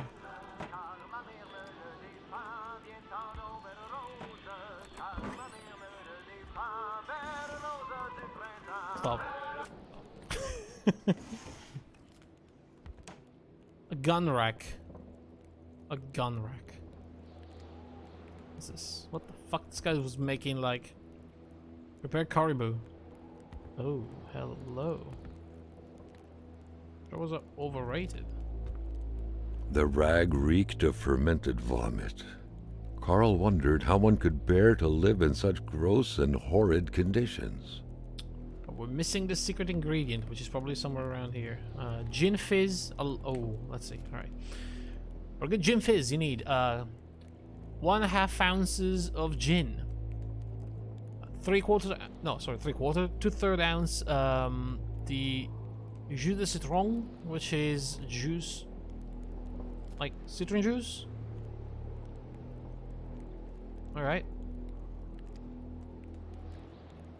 2 pinces de sucre. All right, a little bit of sugar. 3 ounces of club soda. I guess citron, it's a lemon in French, maybe? I mean, citron is its own thing, right? But I guess in French it's just a lemon.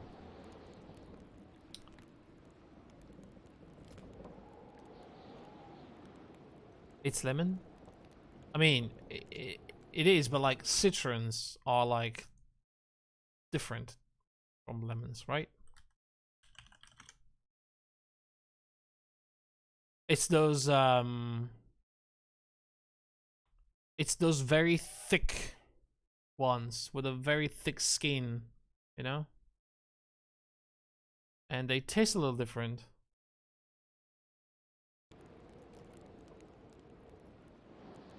A Long Island iced tea.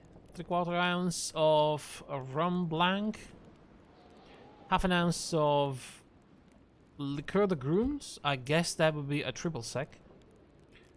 1/2 ounce of dry gin. 1/2 ounce of vodka. 1/2 ounce of tequila. 1.5 ounce of cola. 1/2 ounce of lemon juice. And a rondelle de citron, which I guess it's like a twist of lemon.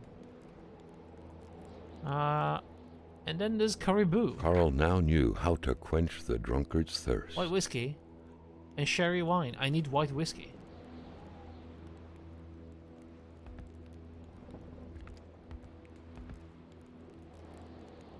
You had to be out of your mind to cook up white whiskey at home. The all-surrounding stench of alcohol alone was probably enough to gas a man to death. Okay, where do I find white whiskey though?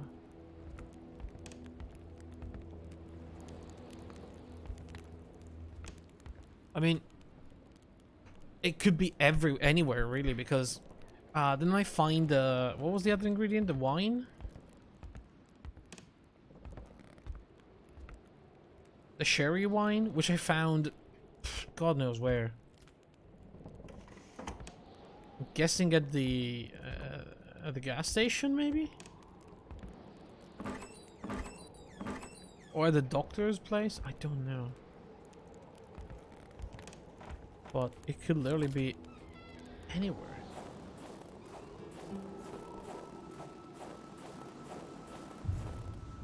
Shooting range. With a homemade shooting range such as this, it wasn't hard to imagine a stray bullet ending its course inside the flesh of an unsuspecting passerby. Granted, Carl thought, there wasn't much in the way of passersby around here.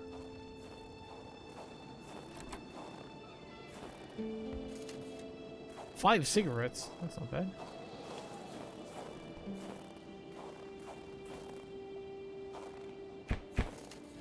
Four matches. A beer bottle. Logs. Probably need that. Okay, I have to look for whiskey.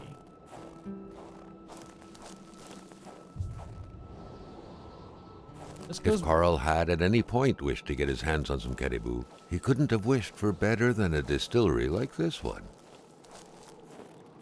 Yeah, I get it, but I don't know how to make. I don't know where to find the whiskey. Wait, what the heck?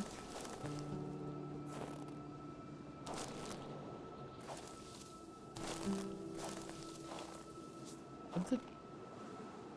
I'm confused. Where are the prints going? I've lost them. They disappear in the bush.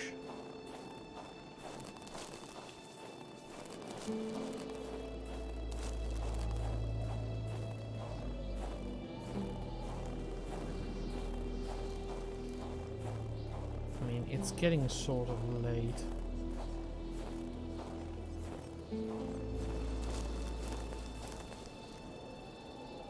Think about Blaze house. Or Blay. Or whatever he said. I mean, it's not in here, that's for sure.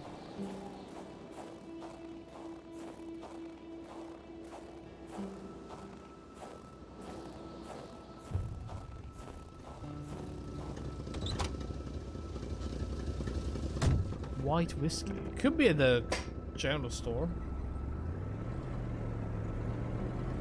The doctor also had a lot of alcohol, but I mean, who knows? Was that there?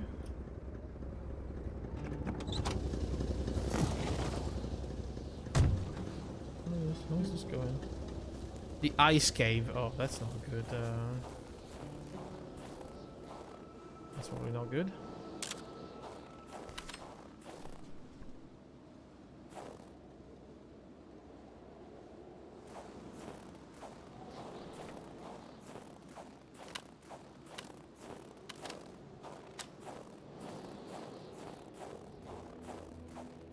Okay, then. Oh, fucking hell! Oh, Jesus Christ.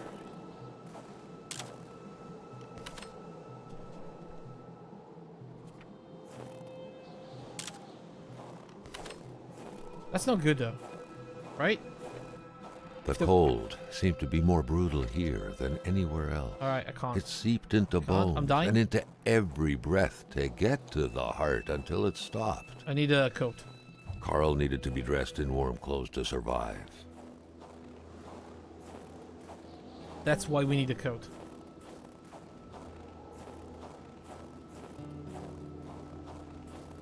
Jesus Christ, I need to find heat. It was so cold. Already Carl did not feel his toes anymore. We'll go back to the dog's house.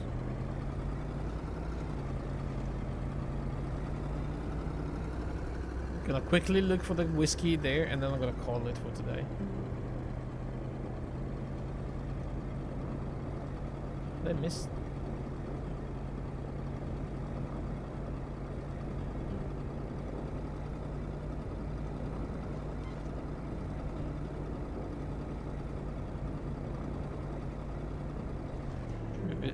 Yeah, I missed it.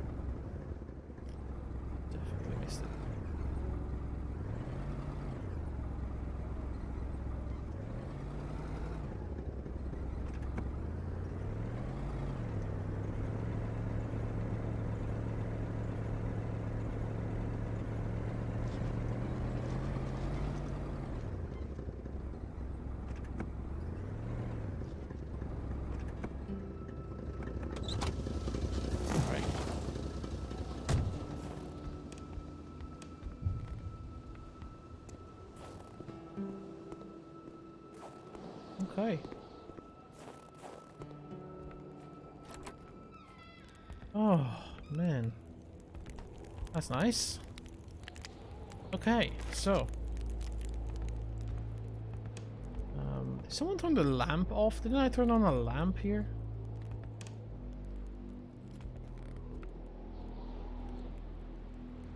Like this one?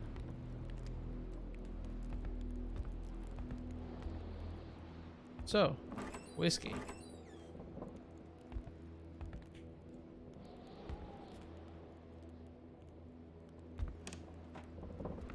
I don't think that's it.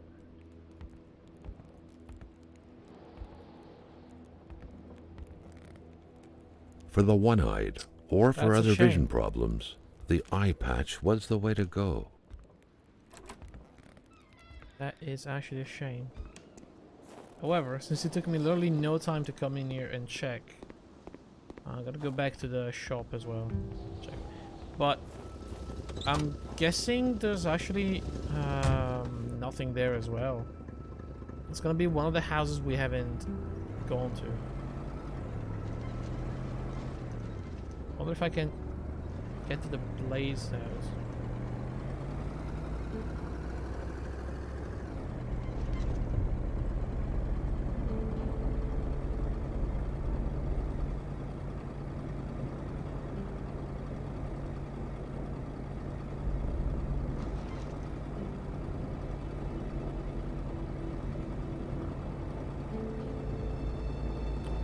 This is the main road.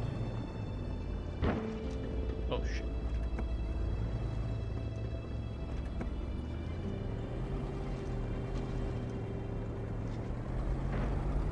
Okay. Now there's a long road there, but you know, I'll check that next time. I have to. Oh, I don't think I can actually. So what I'm gonna do right now is just turn here.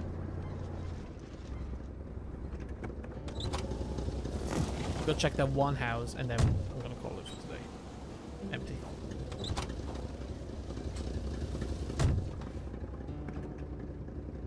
We'll do the other road another day. Alright?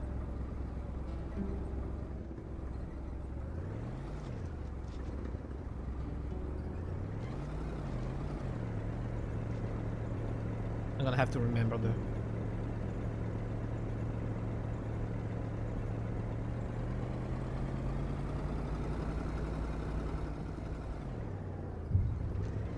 Alright.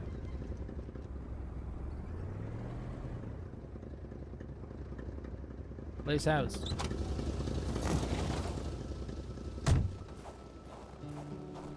Let's see, what do we have here?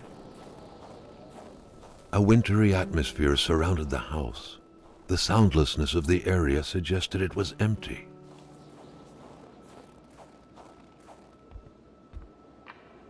My inventory is full.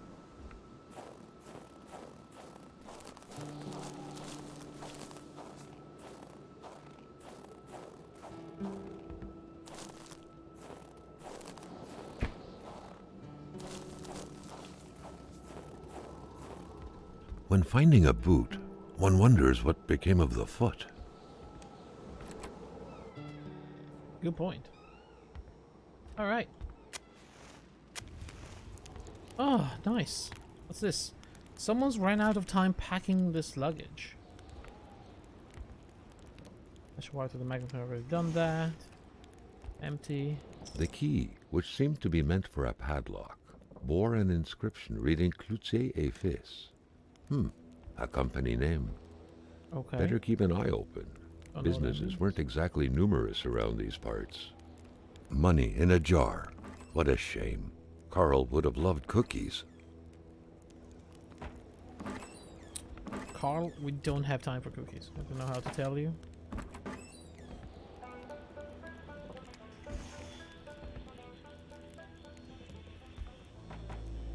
But we have more important things to do. Little Martin Blais with a family member.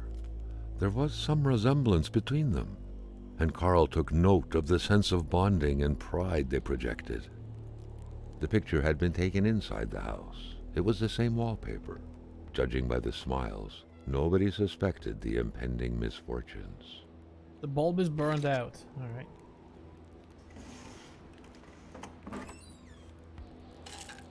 Painkillers.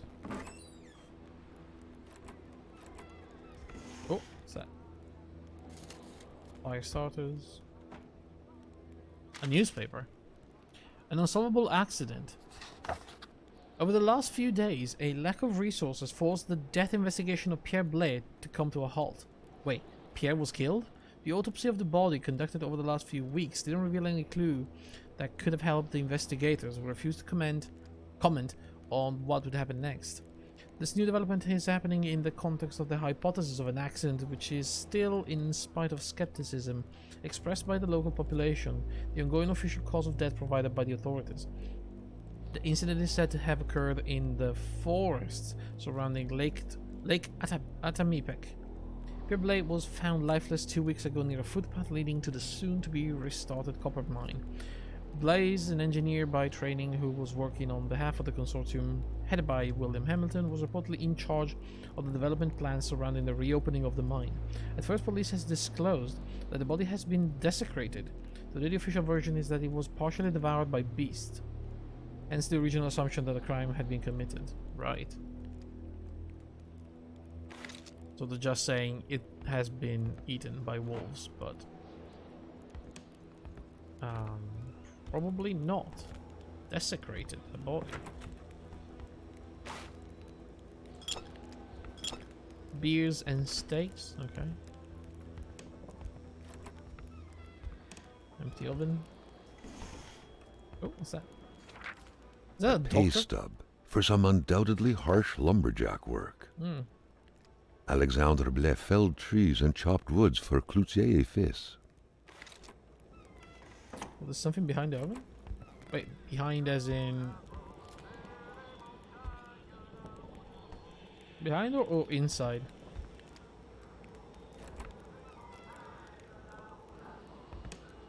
No, I don't see anything. Alright.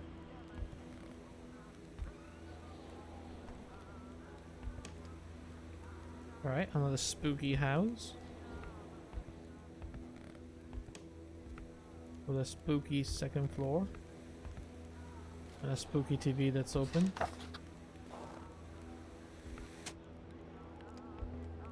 That's on for some reason. It's really cold. A window left open in that weather? Perhaps something had to be watched. Oh yeah? What were they watching though? That's what my car is. The sheets were in such a way that indicated a rude awakening, followed by a hurried escape. What had happened here? Impossible creation for mechanical drawing toy.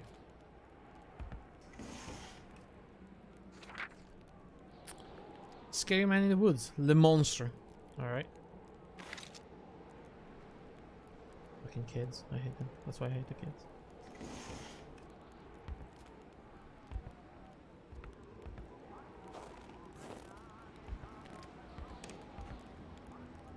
Only the tormented minds smoked in bed. That's really dangerous, isn't it?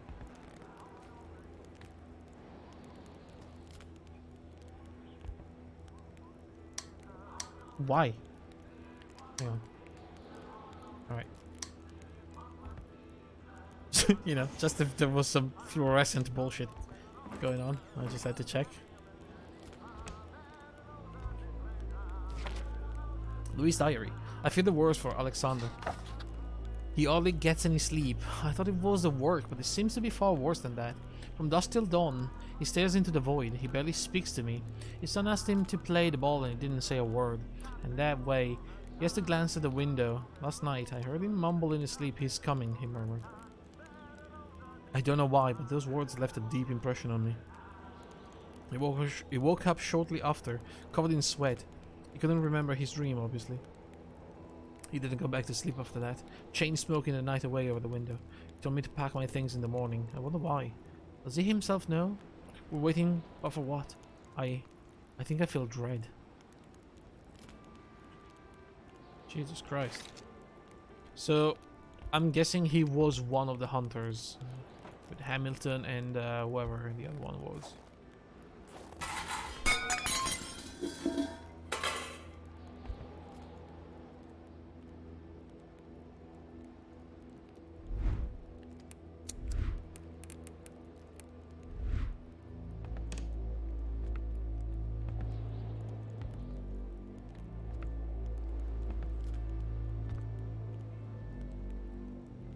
Just a wolf.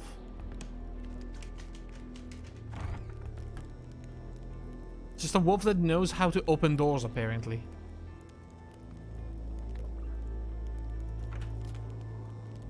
Oh, fuck. Oh my god. Oh, that was bad. That was pretty bad. Okay. Was there anything else around here? I don't think there was, right? It's just a wolf. That is what they say in horror movies before it very much is not a wolf. Well, I'll tell you what, we'll never know because I am I'm saving the game and then I'm going to bed. So, we'll find out next time. The furniture has been moved several times. Wait, what?